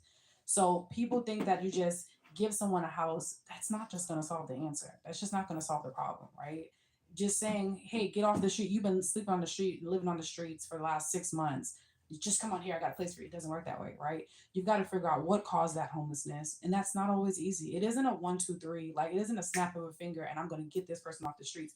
The longer a person, and studies have shown, the longer a person stays on the street, the harder it is for them to come out of that. Because what happens is you learn where to get food from, you lose your sensibility of what? Stability, right? So if you're sleeping on the street every day, you don't have to pay bills, you don't have to worry about anything because having a place over your head requires responsibility. So the longer people stay unhoused and they stay on the streets, it becomes a harder process to get them. So now you've got to bring in services to get them out of that mindset of it's okay for me to just go sleep in a tent. It's okay for me to get up at 7 a.m. because the police officer is going to come push me away, and then I'm going to go to the Christian service center, and then I'm going to hang out with my friends. It's a hard situation. So you've got to, it's big. So to say that it's just painting a building, that's not what it is. Christian Service Center is reinventing a wheel that was started a long time ago, and that's addressing mental health, right? Because that is a portion of the community that needs to be addressed. So you're taking an empty building and you're going to expand the services that are being provided to help the individuals right where they are. It's a hardship because the other communities have to do their fair share, right? So when people say, "Oh, it's an over concentration in Paramore," Commissioner Daisy Lonham, God rest her soul, said, "We're not going to do this anymore," but nobody else picked up the slack, right? And so if no one else is doing their fair share, so if the other districts are not doing their fair share of daytime services, then that's where your problem lies. If Osceola County is not putting homeless beds and putting homeless shelters in their community, if Lake County isn't, then unfortunately it becomes a Paramore problem. It isn't because that's where your homeless shelters are. That's where your beds are. So, there's a lot of outside of the box thought processes that have to happen. Like I said earlier this week, I met with some of the individuals that are higher up in dealing with homelessness and what that looks like. There's a lot of it's a very, very multi-layered, faceted situation. And if right now, let's say for instance there were 5,000 homeless individuals, if I built a 5,000 unit complex, that would not solve the problem. Yeah. It wouldn't, because I now have to figure out like what happened to John Doe. You've got to put dignity back into some of these individuals. You got to put hope back into some of these individuals because they're okay. And then for me, I think homelessness is in five categories. You've got individuals financial, you've got drug addiction, you've got alcohol addiction, you've got mental health, and then you got the group of people who just don't want to live anywhere, right? And so that is the group of people that's like, okay, wait, what do we do with those folks? What do we do with someone who just says, I'm okay with living in the woods? What do we do with them, right? And so I think it's five groups. It's one problem, but it's divided into five. So it's how do you solve each individual one? What's the solution for each individual one? How do we get you out of drug addiction? How do we get you out of alcohol addiction? How do we get you out? Can we stabilize your mental health? What does mental health stabilization look like? There are some people, they're just never going to be mentally stable, right? What do we do with those individuals? I think that's a big issue that's in this community. And then financially, again, there's thousands of jobs. I think, and there are a few things I want to look at when we talk about jobs. And maybe Voy can help me in this process. I want to look at how do we bus individuals to job sites, right? How do I say, okay, here we're at the Christian Service Center, meet me here. I'm gonna bus you to Lake Nona. We're gonna take you to the job site, and then I'm gonna come pick you back up, right? When I say I am an outside of the box thinker, I'm from New York, right? When it comes to ideas, it comes to things that I work. I come from a city. I come from a city that tries it, right? Whether it fails or not, at least we tried. So it's gonna take outside of the box thinking. Obviously, Orlando has been in the same box thinking because we've had the same leadership. That's a good point. Think about it. I mean, 25 years. What new idea? You understand what I'm saying? So it takes somebody coming in with a new idea and say, let's try this. When I was at the city, I brought up something called a homeless community court. So I'm just take y'all down a trip. So an individual who's homeless, let's say for instance, they're arrested for open containment. They're drunk on the street. They get taken to jail. And some of them get taken to jail on purpose, right? It's about $300 in restitution just for being arrested. Okay, so imagine a person gets arrested 10 times. Think about it, 10 times for the year for being an alcoholic. Being a homeless alcoholic, they get arrested 10 times for the year. It's $3,000 in a barrier, not just fines and not restitution, in a barrier to housing. So what I had to propose to the city that works right in Sarasota County, is a homeless community court. Ultimately, an individual can, and so it's very, as I said, nothing in government is easy. It's multi-layered. So what I did was I brought the count, I would say a community group together of state attorney, public defender, sheriff's office, the correction office, several entities within the homeless group to look at the clerk's office. How do we take sweat equity and convert that and take sweat equity dollars that are owed for restitution and convert them to sweat equity? So if an individual is homeless, suffering with alcohol addiction, okay, you go to treatment, you go to therapy, you go to counseling, you get in services. How do we equate those hours spent into dollars? You've got to think outside of the box. The community courts work in other regions, other cities, other states. What I'm proud to say is out of that, and part of that proposal was something called crisis intervention training that OPD does. And at the time in 2019, only certain departments, if you worked in certain units, you were getting crisis intervention training. I'm proud to say out of that proposal, every new OPD officer gets crisis intervention training, because guess what? A crisis can happen anywhere. You could be right in Lake Nona and a crisis happens. So that means what? You've got to now call in a person who's equipped and say, hey, I need your help. Well, no, officers are now equipped with that. So I would say to address it, because it's multi-tiered, it's going to take a lot.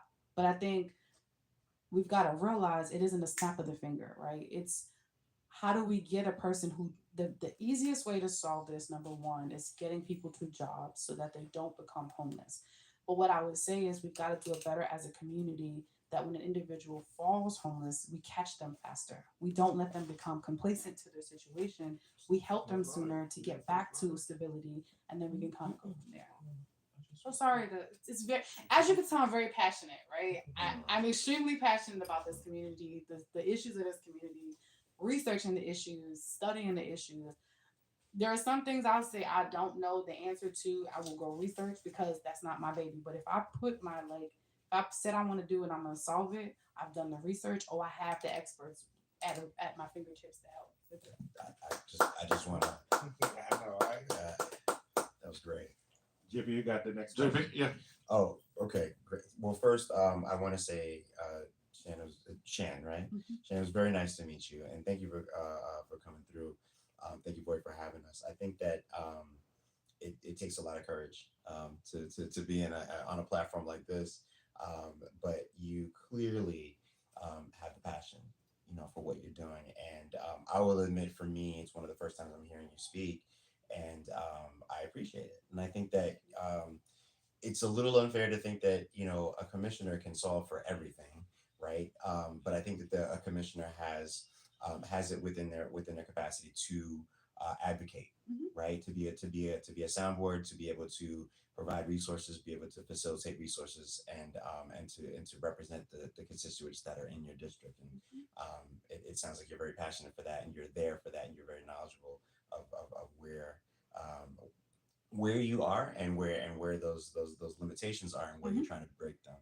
So I wanted to mention that, and thank you for that. There's a couple of things that were mentioned for the last a little bit that I just wanted to put out there in terms of information. Mhm. There was a question about transportation, and there is a program from the Florida Department of Transportation called Rethink Your Commute. Mhm. It's championed by I believe both city and county. Orange County and City of Orlando champion it as well for ride sharing. And you can put in your address, you put in where you're looking to go, and if there's other people that are within range, you can join this van. It's essentially a van that'll pick people up in different areas of the city or of the area, and be able to take them to a shared location and then bring them back. And believe they even have if you sign up for it, they have up to like $600 in Uber cash or Uber credit that you're able to get as an individual as well. And then for businesses, you also can rent a van from month to month on a subscription to be able to use that for the same transportation. So let's say, for example, there was a somebody reached out to me and says, hey, we've got this farm. This guy who owns a farm. He owns about 6 farms. I think they're blueberry farms, and he was looking for workforce. And there was a conversation earlier about, we've got, people that are out and about that are homeless or people that are looking for jobs. More recently, it came to my desk about some Haitians that are at the Home Depot. I think it's the Home Depot. It's the Lowe's or the Home. It's the Lowe's. The Home Depot. The Home Depot. That's right there on the corner of 50, right? That are just kind of loitering, looking, waiting for work or trying to get work, and they're at the risk now of being arrested, right? Because obviously it's not something that's condoned by Home Depot, let alone something that's condoned by local ordinance. And so if they were able to say, for example, if let's say this farmer was this farm owner was able to subscribe to this and wanted to subscribe to this and wanted to take that on, he'd probably hire a driver to have the driver pay the driver to pick up people at let's say, for example, at a local bus stop that's on 50, and then bring them out to the farms. They can work, they can get get paid, and they can come back, and then that way it's not a burden on on the community, right? So there's one there. I wanted to also mention about starting a business. My first business that I started was in 2004, and I was able to do that online through sunbiz.org. So I was able to start it up as a sole proprietorship, and then take that through there. But then and then when I came back, I left Florida in 2006 and came back 2011, restarted a new business, transferred it from Connecticut, and I still was able to do it through sunbiz.org, and I was able to do it as an LLC.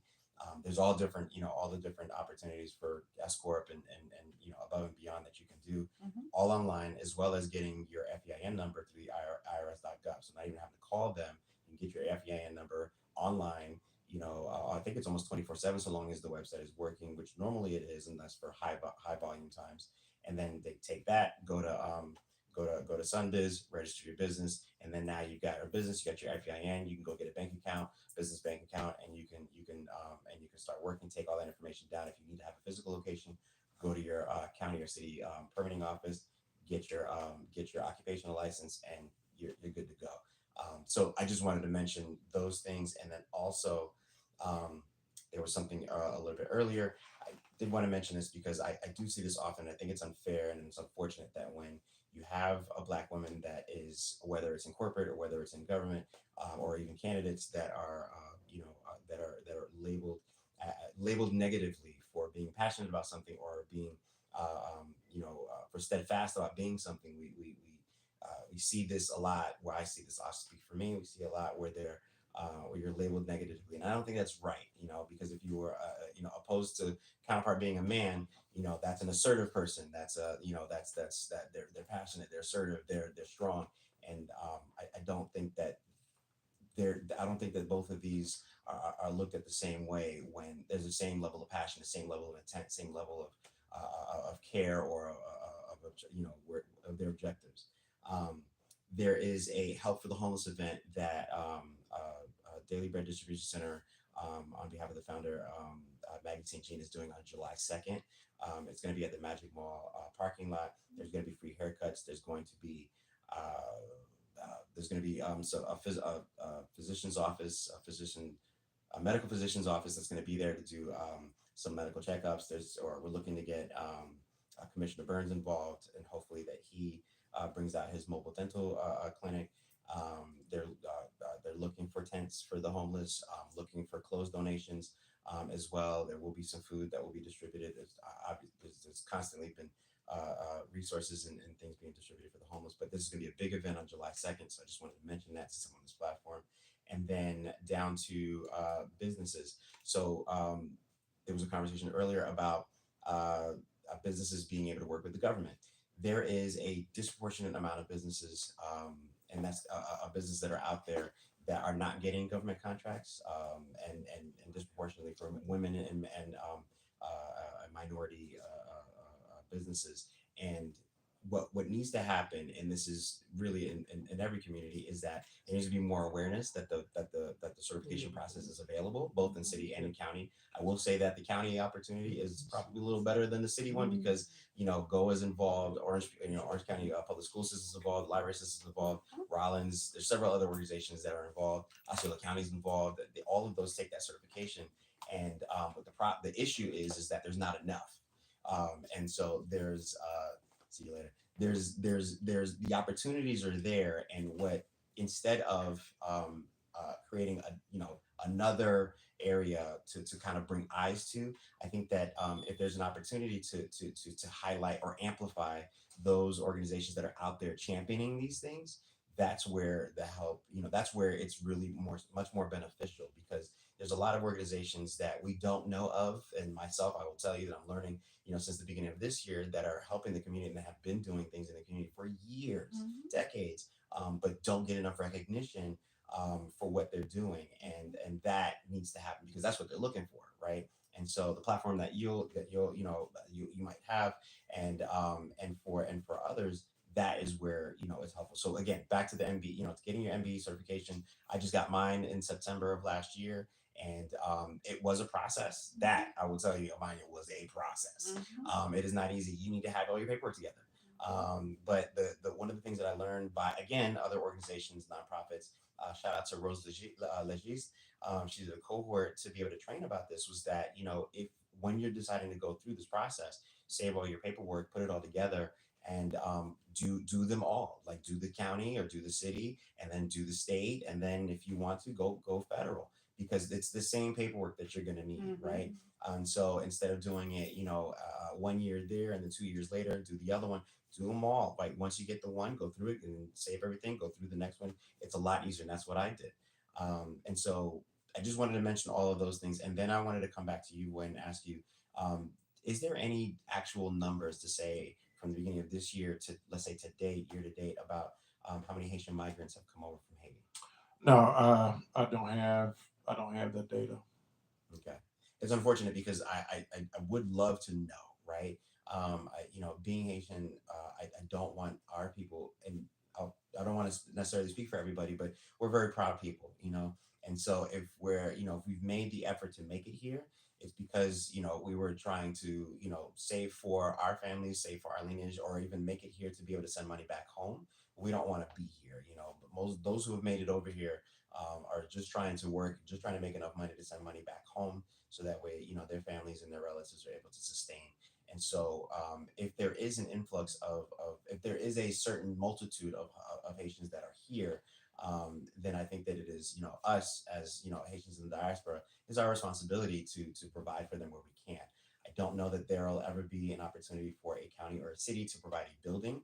I don't think it's within their power to do so. What I just learned from Mayor Demings was that if there's any empty buildings that are or any vacant buildings that are out, they have to sell them to whomever at the highest and best price. Oh, So you I could would have the imagine it's the same. nonprofit actually purchase the building, but they do. The city does have building. Believe it or not. I don't, and that I don't know. I like I said, I know what Mayor Demings has mentioned, and that's something that's mandated from the state, that they can't hold on to buildings, let alone subsidize a building for a nonprofit. And so that is a challenge. Now, I do think that there are organizations that we can rally behind, that we can donate to, that we can amplify, so that way they can, and in that way we can do what we can as individuals and as business owners like myself, to be able to usher people over there or point to them. So it's like, hey, yes, we need to have when people come in and they're looking for resources, we should be able to direct them to where those resources are, and wherever that they're lacking, let's either amplify them, or let's see what we can do to again turn point towards those that are Okay. and more effective. Johnny, you got a question? I got two major questions. Oh God, why you gotta be major? Listen, you know how I am. So you already know my question is gonna be the difficult one. So I'm telling you way ahead of time that my question is going to be difficult. First of all, I want to say thank you. Thank you for coming here. I mean, there's a lot of candidates running, and sometimes they tend to forget about us. So you took the time to come here and talk to us. I appreciate it. And the fact, the district where you're running from, you have the majority of the Haitian American businesses there. Yeah. You have a great number of Haitian in that district as well. Now, one thing I always complain about, everywhere I go, there's always an option for English and Spanish. For our community, we have a lot of Haitians as well who just came here, who's trying to figure things out. Our resources are limited. When we're talking about information and the the majority of the time there's information on English and Spanish, and we don't have the same thing. I have complained to the DMV places when they were opening. They said they will look into it. They told me that nobody ever told them about it, and that's why they did not. And as of right now, I don't think they even ever changed it. But I'd give you this as an example because the district where you're at, there's a lot of Haitian living there, and there's a lot of Haitian American businesses as well. What is your plan to provide resources for those businesses or to afford them an opportunity to thrive just like every other business in that community? So that's a few questions. That's a few answers. Yeah, So few that's a layers. It is. So I would say first I'm gonna look at, again, communications is gonna be my first figuring out if our websites are compatible, because so some of the websites and some technology may be something you have to purchase so you can change the languages. So what is also in our district that most people forget about is there's a huge Brazilian community. So the Portuguese is, so there are Portuguese as well as Creole. So I think those are critical, right? So looking at But we saw that, sorry, but we saw that, but I even complained to Void about it. The Portuguese community is already 10 step ahead of us. Oh, I didn't realize And we've that. been here the longest. We've been knocking on door for a long time. Politicians have been coming to us and ask us about our vote and do all kind of stuff. But when it's time to get something back, I just don't know what the disconnect is. So I'd say, like I said earlier, knowing what those complaints are, right? So figuring out what areas need improving. So whether it's the business application, the permitting application needs to be translated in Creole, then let's work on that. If it, again, going back, is it the website that needs to be translated? And then for me, just being a voice. I think for me, it's listening. I've got to listen to understand the complexity of the problems and bring the right people to the table to solve those problems. Because I'd be lying to you if I said, well, yeah, of course, I'm going to turn my whole website into Creole my first day. And then I get there and they're like, oh, Ms. Rose, we can't do that. Commissioner, we can't do that. So it's being able to, like, for me, meeting with the Greater Haitian Chamber, hearing, so I think the community needs to figure out, yes, as a trusted source, go to that trusted source so that they can come back to me to relay issues. So being open and transparent and being available to actively listen to figure out what those problems are and how I can solve them. So again, if it's figuring out the website, can you click a button and change the language on it? Do we need to change applications? What are the barriers in place? And then figuring out if some of those barriers are state and federal barriers, right? So sometimes a person may feel like, oh, this is a barrier, not knowing that that's put in place because the state says it has to be in place, or the federal government says. So I think for me, it's going to be listening and then getting down and deep diving and figuring out how do I solve what those problems are. If I can dovetail on Yeah. your question, Johnny, if at all possible, I think, and again, I don't know that it's necessarily squarely within your power to be able to do, but if you could advocate for identification of when selecting race on applications, Okay. if we're able to have a box for Haitian, because then we're able to showcase, we need to be able to showcase how many Haitians distinction from every other race, right? And I think that is something that is hugely missing here in Central Florida, and that is also something that would help galvanize a lot of Haitians to understand their power as members of society, as citizens, and everything, because where we can say, oh, okay, well, our voting block is this many, or our the number of businesses that we have within this district versus this district is this much, right? And not to say that we're not being all of us, whether it's wherever we are from the Caribbean, if we're black, we're black, right? And that's fine, but there are some areas where, like what Boy was mentioning, like what Johnny was mentioning, it's like there's indications where you can check off and say, maybe it's Brazilian, maybe it's Asian, maybe it's this, maybe it's that, right? There is not an indication opportunity for Haitian, and I think that would be great. That's a great start. And I Maybe think that language, can have maybe some- language. And I'm gonna say that. Maybe a box for Creole, like maybe there's a box. Sure. Do you speak English? Yes, Even no, that, yeah. or Creole? Because Absolutely. of course, again, those might be a federal law, so I don't want to promise Right, it. But what I right, can look at right. is exploring Is an opportunity. Because I've seen places where it says, "Do you speak a language other than English?" Right. And then maybe making sure Creole is that box Right. on whatever the application is.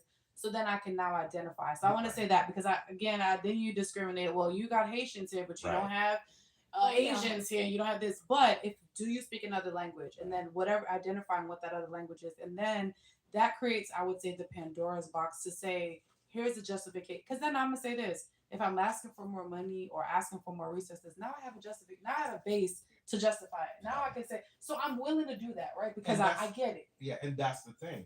Multiple times people ask us, okay, what's your numbers? Well, we can't really tell our numbers where everything that you guys use to quantify these numbers, we exclude it from them. Okay, so it's very difficult. Check. And I don't think it should be a problem because if they provide the same resources to the Spanish community, it's no different.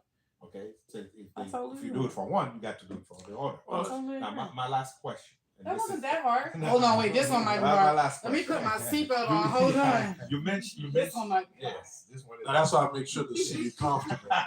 Your seat is comfortable. You mentioned earlier that you work in City Hall. You had a good relationship with the folks in City Hall. But how do you explain the mayor endorse your opponent, and how, let's say you won, would it be difficult for you to function in City Hall? And what's your feeling about the mayor endorse your opponent, even though you work with him for so many years? It's okay. I'm not part of the network. I'm not gonna go along to get along. I'm here to Hold on. champion for this. Go ahead. When you say you're not part of the network, so you say your opponent is part of the network? That he is part of it. He got endorsed by it, so it's clear. And I mean, let's quote the Orlando Sentinel. He is the City Hall has been a go along with the get along mantra, and so the assumption is he's going to be a part of that. And so I'm gonna tell you this: I'm one vote. So election day, mayor's gonna be on my phone saying, "Hey, Miss Rose, I'm sorry about that endorsement, but listen, work I'm a together. vote. I'm one vote, right? But Shane, so you vote. Shane, part of it is, and Johnny, endorsement don't want election, okay? So you could have so many endorsements, but the thing you say that he's part of the network. To all his credit, he was the aide to Commissioner Hill for 2 months. And no okay? one knows what happened. Well, the man decided, to move to some other something, and he ran for state rep. Okay. No, that was last year. Yeah. Well, he was a state rep, then he ran for the state rep and lost it. Bruce Antoine won his seat back. But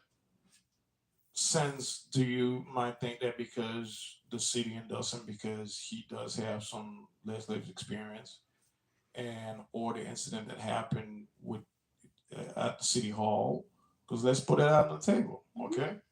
Could it have been that the mayor feel like you're comfortable, or it just is a signal? Because endorsement, to me, I don't read too much into endorsement, but since it's the talk in the town, so you say that he's a part of the network. I understand what you say, but when you're talking about the mayor, the sitting mayor endorsing somebody else, my endorsement, somebody else's endorsement might not be a big deal, but it is a big deal to the voters. It's not Because you have to remember, this is the mayor who just got reelected. Well, finally, the voters will make the decision. So let me give you some data. More people voted in this special election than the mayor's election in this district. That's okay. Let's okay. let's I'm gonna give you a little bit of data. Okay. Here's what I'm gonna say. I can work well with anybody. Politics is it's not about party line, because look at where I'm at tonight, right? It isn't about what party you belong to. It's about getting the work done for the people. And so What do you mean where you at tonight? There's a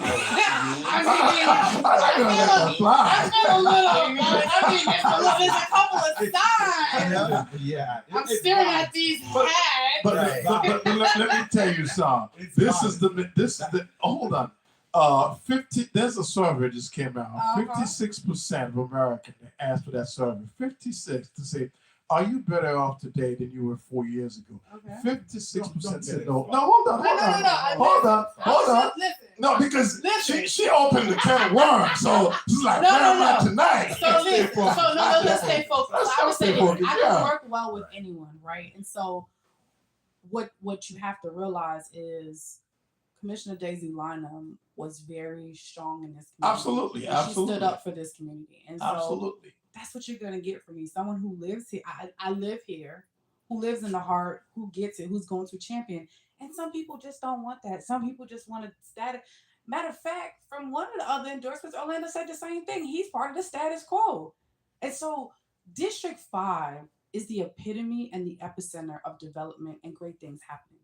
So if a person is not going to, let's talk about MWB, if they're not going to challenge the status quo, then who are they helping? That's what you're going to get from me. Someone who's going to sit here and say, what are the issues and how do we work together to solve the issues? The fear is, remember, I won the most votes. Am I going to come with those same votes that I won the most of and be able to say, hey, you voted for me. I need your help because guess what? They coming for us. That's what it is. My transparency, my activism, my being active in the community, my wanting to see the best for this community. I mentor kids in this community. I deal with the seniors in this community. Most people don't know seniors are the highest rising number of homelessness right now. They are the highest. One of my biggest supporters, and I love 82-year-old that had to go back to work. Think about this. 82 years old had to go back to work because of cost of living. Right? And so people don't want that. There's some folks that are just like, oh, who cares about them? When I was at City Hall, oh, we don't care about them. We don't care about their quality of life until it's convenient. Until we want to do some development there. And then, oh, let me help you get this job over here. I've asked the question since I've been living in Paramore. Can somebody point me to 5 families who have benefited off the millions of dollars of construction that has happened inside of District 5 between Amway Center, the soccer stadium, Camping World Stadium, and Dr. Phillips? Those 4 venues are all in District 5. Can you name me 5 families who have benefited from those and still live in the district? Until date, I can't find any. I will assume the majority of the workers is coming from District 5. Why would that be an assumption? But let's say this. That's what we want. Okay. In an ideal world. Okay. But no one's Shane, been able to point me to Shane, do we have some strong businesses that was actually involved in some of these projects? Do we have Yeah, that were in part District of? 5, yeah. I would say yes. There were a few. Okay. But here's what I would say, and I said it earlier: the commissioner's office is the gateway to development. And so, what I'm committed to do as your next commissioner is, when someone comes to my office, I'm going to prepare people. So if I know you're coming to do a $50 million project, Okay. I'm gonna start getting people the training. I'm gonna start saying, here's what's in the pipeline to come to better your life. Okay. The last election, well, because now you're in a runoff. 21,134. Gosh, I remember the number. Registered voter in District 5. Okay, and you only have 2,100 from 0 who actually voted. Okay, could it be there's not an enthusiasm gap, or people are not motivated, or is it because it's a special election, but now you're still in a special election? Why the voting was so low?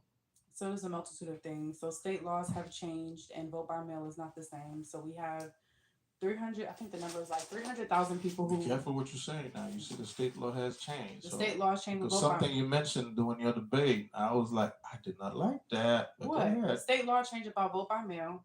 And so individuals who would typically have gotten a vote by mail did not. So that's one hurdle that we see. Where you vote during the presidential and the gubernatorial election may not be where you vote during a city election. That's another hurdle. And early voting is only in a place that is not centralized in a district. Early voting is only at the supervisor of elections, whereas when you're in the gubernatorial and the presidential, it's more exclusive to where you live.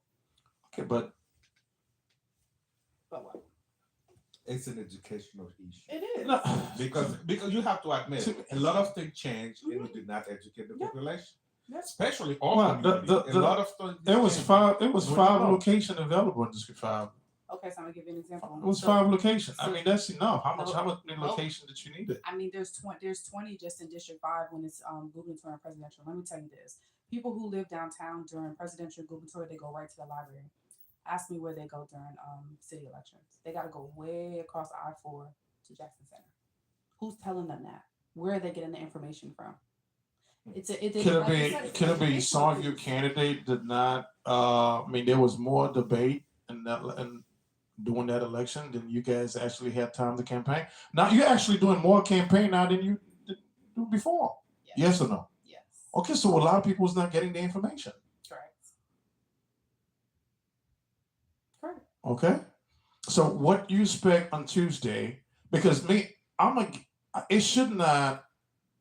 It should have been 1 day voting on an election like this. It should not have early voting. You think they should Yes. 1 day voting? 1 day voting. No, come on now. 1 day voting. I'm gonna let him have this. No, 1 day voting. I'm gonna let Go him ahead. have No it. way. 1 day voting. 1 day voting. I think that would So are we motivate making it a people. holiday? Can I So are we chime making in? it a Can I- holiday? Well, I'd love for it to be a holiday. I mean- I'd like Can I- for it to be a right. holiday across the board. There we go. 1 day voting. Okay. Well, On a special time election, out, yeah. Time out. So let's be honest for a second. We're understaffed for voting centers and precincts. Okay. I just got off the phone with somebody last week, and they were saying that they were looking for that the county election or supervisor of elections was looking for.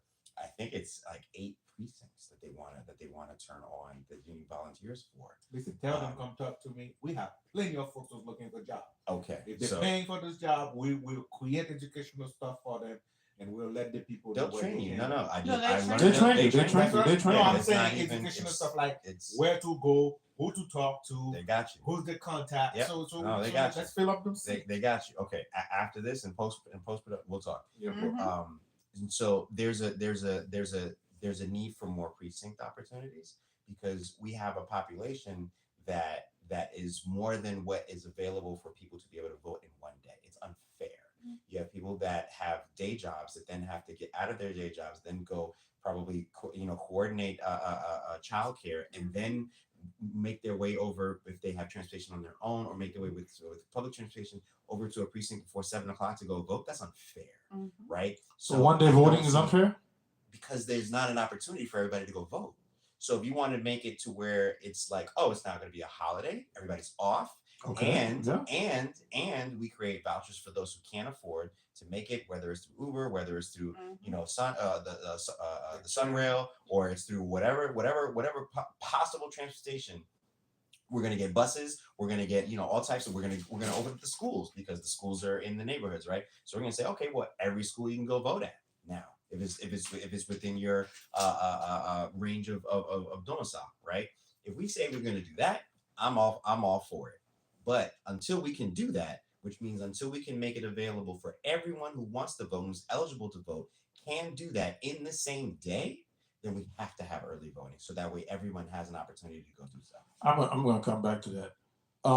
So Shane, what are you doing this time to at least increase that number from the last election? What are you doing? So part of the campaign, we made individuals know they had to re-request their vote by mail. We have, during our text process and our email process, we have let individuals know the locations that they can go to vote, the time that they can go to vote. If you please go ahead, give out this location, some of this location right now. That's fine. So tomorrow, individuals can go vote at the supervisor elections, 119 West Cayley Avenue, between 11 a.m. and 3 p.m. Think about that time. Sunday is church day. Now here we go voter suppression, right? Right. Sunday is church day. So if I go to church and I don't get out of church till 2:00, or if I go to church and the church don't start till afternoon, then do I even get a chance to vote? Okay, so I'm gonna leave that right there. Okay, so then election day, there are 5 locations. I'll start far east to go west. The first is the John Jackson Center. These are from 7 a.m. to 7 p.m. The John Jackson Center, the Rock Lake Community Center, the Northwest Community Center, Majestic Life, and then Fire Station 12. Okay, think about this now. Again, I said downtowners have to cross I-4 when they're typically known to go to the library. They have to cross I-4, and they have to get in their car, go across under I-4, and go to the Jackson Center. Who's educating them? So this time I made sure that when we send out any kind of communications, we're telling people where to go vote. So those are the 5 locations on election day at 7 a.m. to 7 p.m. I am providing rides to the polls, so people can call me at 407-255-7426. Give that number again. 407-255-7426. You can text the address, the time you'd like to go on Tuesday, and we'll take you. But I think, you know, you made a very valid point, right? What does it look like to galvanize the community to get out to vote? I think it isn't gonna be this election. I'm gonna tell you why. Number one, people think I already won the election. I'm gonna just say it straight. They're like, well, didn't she get the most votes? Well, what are we doing it? And so there hasn't been Once again, people are not educating enough. They don't know. Correct. You didn't have the 50% threshold. But people don't know that. But there was no communication sent from the supervisor's office letting people know that there was a runoff election. So let's start there. So if no one's come to you as the government entity and says we're having another election, then as the candidate, just like, oh, okay, well, who are you? Why are you coming? Why isn't the government entity who's in charge of it? Why didn't they come and tell me that? So let's start there, right? So the supervisor's office did not send out a card or notification to the voters to let them know that there was a runoff election.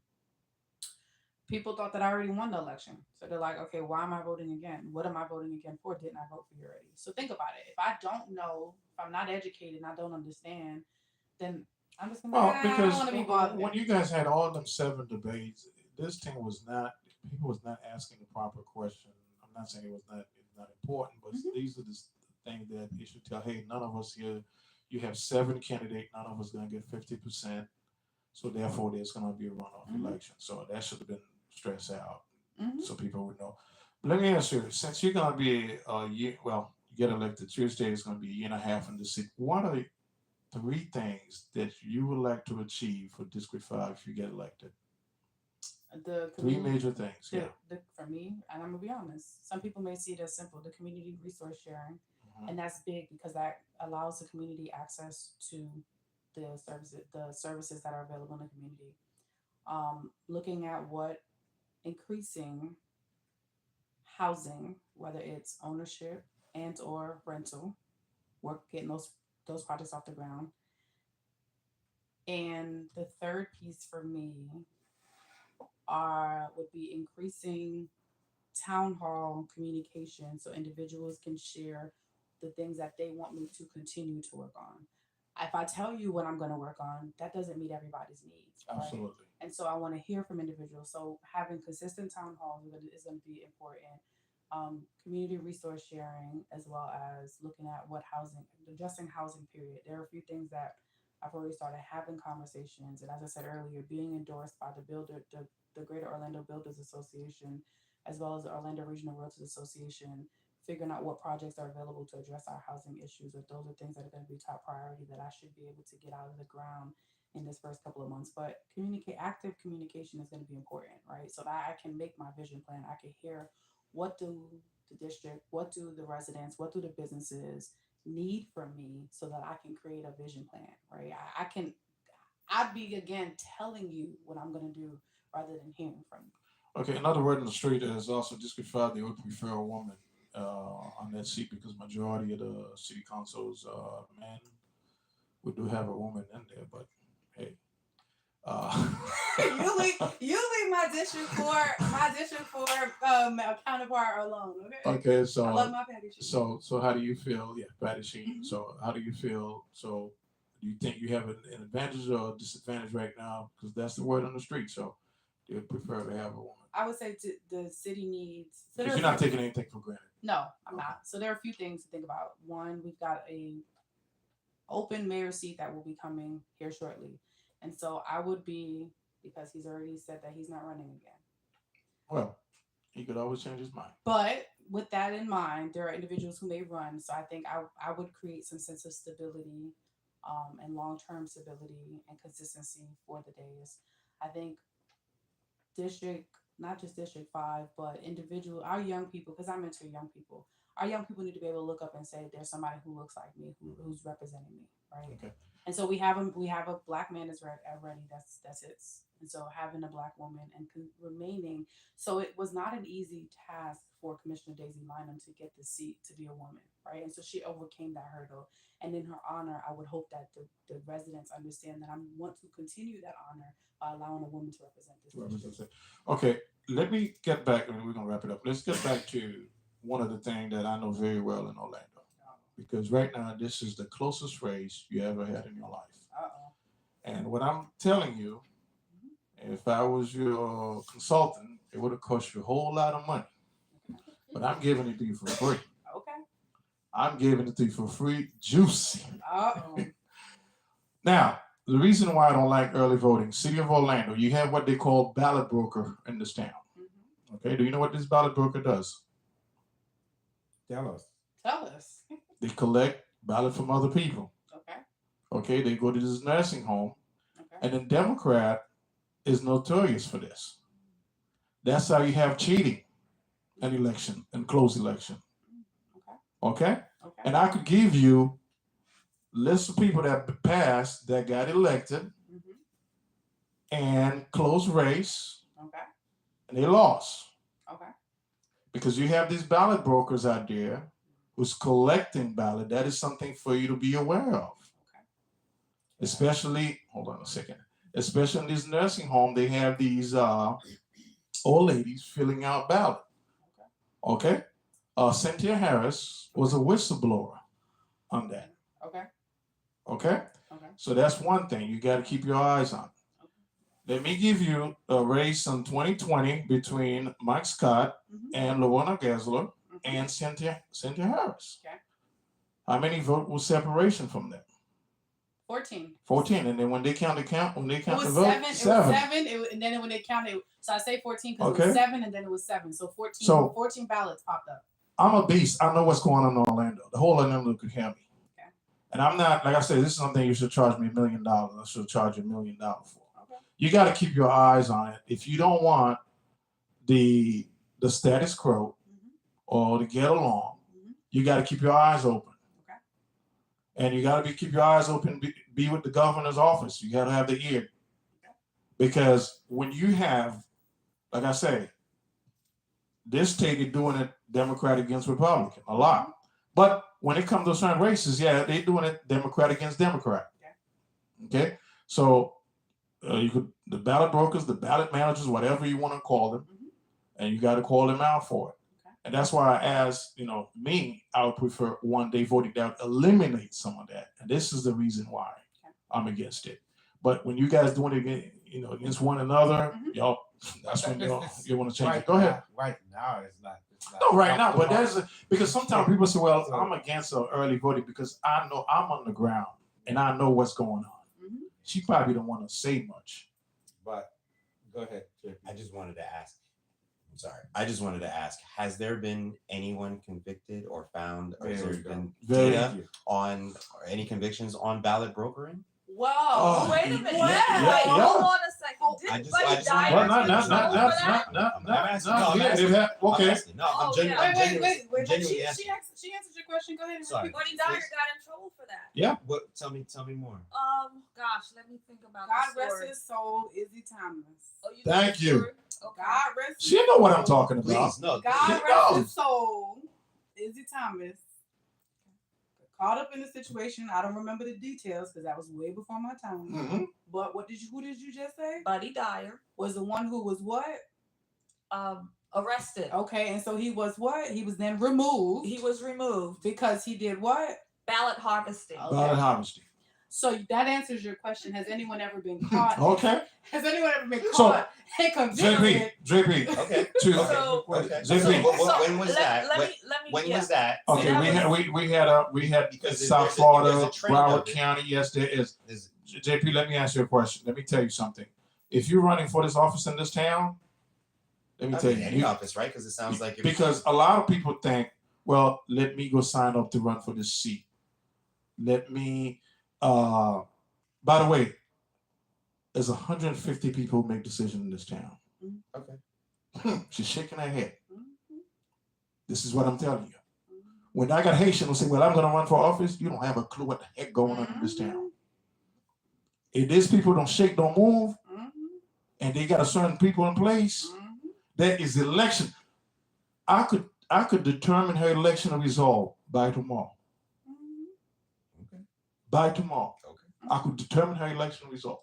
Well, we find out. No, I'm not gonna do that. I am not gonna do that. I am not gonna do that. But this is you could run a really good organized campaign, put your all effort into it, and that's what I'm hoping. She doesn't have a closed election like we had in District 6 in Orange County. Oh, I hope. Because I know what went on. Let me I know what's going on. I know what this town could do. Boy, let me ask the last question. Okay? And yes, I'm saying it. The last election was decision with Buddy Dyer and Mayor Dowlings. Okay. Can I ask my last question? Go ahead. Okay. I'm taking the responsibility for saying. As a veteran, I want to know where your platform stands for the veterans community, because your community have a lot of veterans as well. And after that, you can do the conclusion for us. So that is something that I'm going to explore more, and I'm gonna say why. Because it's really connecting and collecting the community to the resources that are already available, and then figuring out what more is needed. And so I say that because there are veteran services, and it's just kind of hearing from some of the posts in the community, some of the councils, and figuring out what I can do. And I'm not gonna sit here and lie to you and say I know what to do, but it's going to be sitting down with some of the veteran councils and figuring out what more I can do, what more is needed from the commission. I will say this, and some people may not want me to say this, but Say it, girl. Don't hold it back. Say it. Let it go. What was that? That was somebody telling me don't say it. Yeah, say it. Right. No. Right. I would say looking at when we talk about the housing, looking at opportunities to see if we can set aside some for veterans, because that is also a big portion of the homeless population. There is something that I had explored. So in the city of Mulberry, Habitat for Humanity built tiny homes for veterans. It was a small 2-bedroom. It's a small complex. So there are things that I would really like to explore and figure out what they look like and how to accomplish them. And that's what people are scared of. That's what the establishment is scared of. Like, I might really solve some day-to-day problems that people are having, and then what? So it's complex in the regard of like figuring out what I can do as a commissioner, what gaps I can fill, and then looking at, for me, it's going to be what housing opportunities we may be able to provide. Whether it's, hey, can I get a certain amount of your complex? Can I get 2 units in every apartment complex for veterans? Because guess what, veterans typically they have a paycheck, right? They have some sort of set income that are coming in. But those who are not, how do I help you? Whether it's do we need to have set veteran services in our community centers where on set days certain organizations come out? Can I get the veteran affairs to come out of Lake Nona and come into the community to provide those resources? So it's really sitting down with that community, which is what I said. I want to sit down with the community to hear the concerns and figure out what is my vision plan for the next 18 months. Okay. Can I ask one last thing about the housing? I do know that the city of Orlando does own physical real estate and a lot of properties, and a lot of them are just sitting vacant and not being utilized. So, being that we already have systems in place, we already have real estate in place, how do we, as a commission and the mayor, come together and start to utilize those spaces and to take the veterans and the homeless and so on and start to house them in that capacity? That's what they're scared of. They don't want me to Oh, I investigate know the that. opportunities. I know. And that it's really looking at what is the plan, what is the vision, where is the goal, what is in place, and then that's what they're scared of. Like, I may really come in and say, "Hey, that lot there, what are we doing with it?" That's what the fear is. That's why I read City Hall is scared of Shan Rose and the Orlando Sentinel. Wow. Well, Shane, I wish you, Well, Shane, Shan, I wish you all the best, darling. Thank you. May God bless you. Thank you. And the little advice I'm giving you, because I've been living here for a while. I know what's going on in the city of Orlando. And So who's ballot broken? Let me know. Right. I want to know too. No. Yeah, Who ballot broken? Right. I want to You know. hear that? You are on. We are aware of it. Yeah. Now. Whoever's ballot Okay, broken, so- Boy is gonna tell me who you are, So and I'm going to come and see you. my message is to Yeah. the supervisor of election, Glenn Gilson. I know he's supposed to come on my podcast. Glenn, you were appointed. Do your job. Let's have a fair election in Orange County. Hopefully, this is not a closed election. If it is closed, Shan, I want you to get on the phone, call the governor right away to make sure you have a party supervise the vote and to make sure signature verification, there's no shenanigan. So this is the only advice I can give you. Okay. Yes, ballot broker is illegal in Florida, but legal harvesting, I understand that. You got to watch out these nursing homes where they pay these nursing home managers for people to fill ballot. That's what a ballot broker does. And these people, they know who to go in this town, who to select.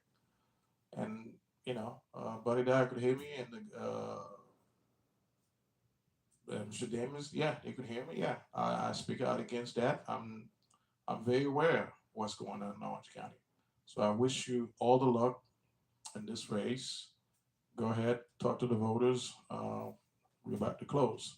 I am Shan Rose. I am running for your District 5 City Commissioner because I care about this community. I live in this community. I have faced the trials and triumphs that this community has gone through, and I'm ready to champion for the needs of this community from day one and before. I've been advocating in this community, and I want to continue that advocacy. You can reach me at 407-255-7426. My platform, you can find my website, vote4shan.com. Just know that Shan Rose is the champion for the people, District 5, the businesses of this community, and the 74 million visitors that come into this community. And I am going to represent you with integrity, and I'm going to be open, and I'm going to be an active listener for someone who cares about this community, and I'm going to take this city on my back. You have grown from the time I met you, so now you are a true politician. You got to stand your ground, and hopefully you have more ambitions for higher office. Yeah. Okay. I do have Radio Panic, and in my own podcast, so you're welcome to call me at any time. And if anything I could help you with, anything I could do, if you come to a closed vote, call the governor, reach out to some people, and I see what I could do for you. I appreciate that. Okay? So I wish you the best of luck, and hopefully you'll serve the district for 1 year and a half. And then if you have to go back and, re-election after a year, we'll see. The best candidate won. I wish you luck. Thank you. Okay? Thank you for coming in. It wasn't that bad, is it? Oh no! Oh, Okay. Listen. I'm who I am. Wait, we gotta come back and talk about more politics after Of course. Tuesday. So Of course. where's your victory party gonna be at? We are going to be downtown at the Gastro District 5. Let me get you the exact address. We are Tuesday, we are invited. Tuesday. Everybody is Gastro bar? invited. Is The the Gastro Gastro, bar? yeah. It's in Orange, isn't it? No, it's on Church Street. Oh, Church It's on the Street, okay. 500 block of Church. It's right across the Okay. street from City View. But let me get you the exact Okay. JP, thank you for coming in. Maybe next Saturday, if we have some time, we'll keep going on with the political replay. Some of the topic that's going on, we'll take it up next week if you have some time. Amania, thank you so much for coming in. Always glad to see you. Shan, once again, thank you. Johnny, you're the master, you're the engineer behind everything that's going on. And he Thank asked me you. hard questions too. And I also thank the audience, thank people on Facebook and YouTube for listening to the podcast. Keep tuning in for next Saturday. Thank you so much. Thank you, boy. We on mute. Y'all say So- music just Wait, playing. I have I'm to gonna get say this. So this bye. these data brokers in these nursing homes, I looked I at have some. no I didn't idea see. what Moore is I talking didn't about. find.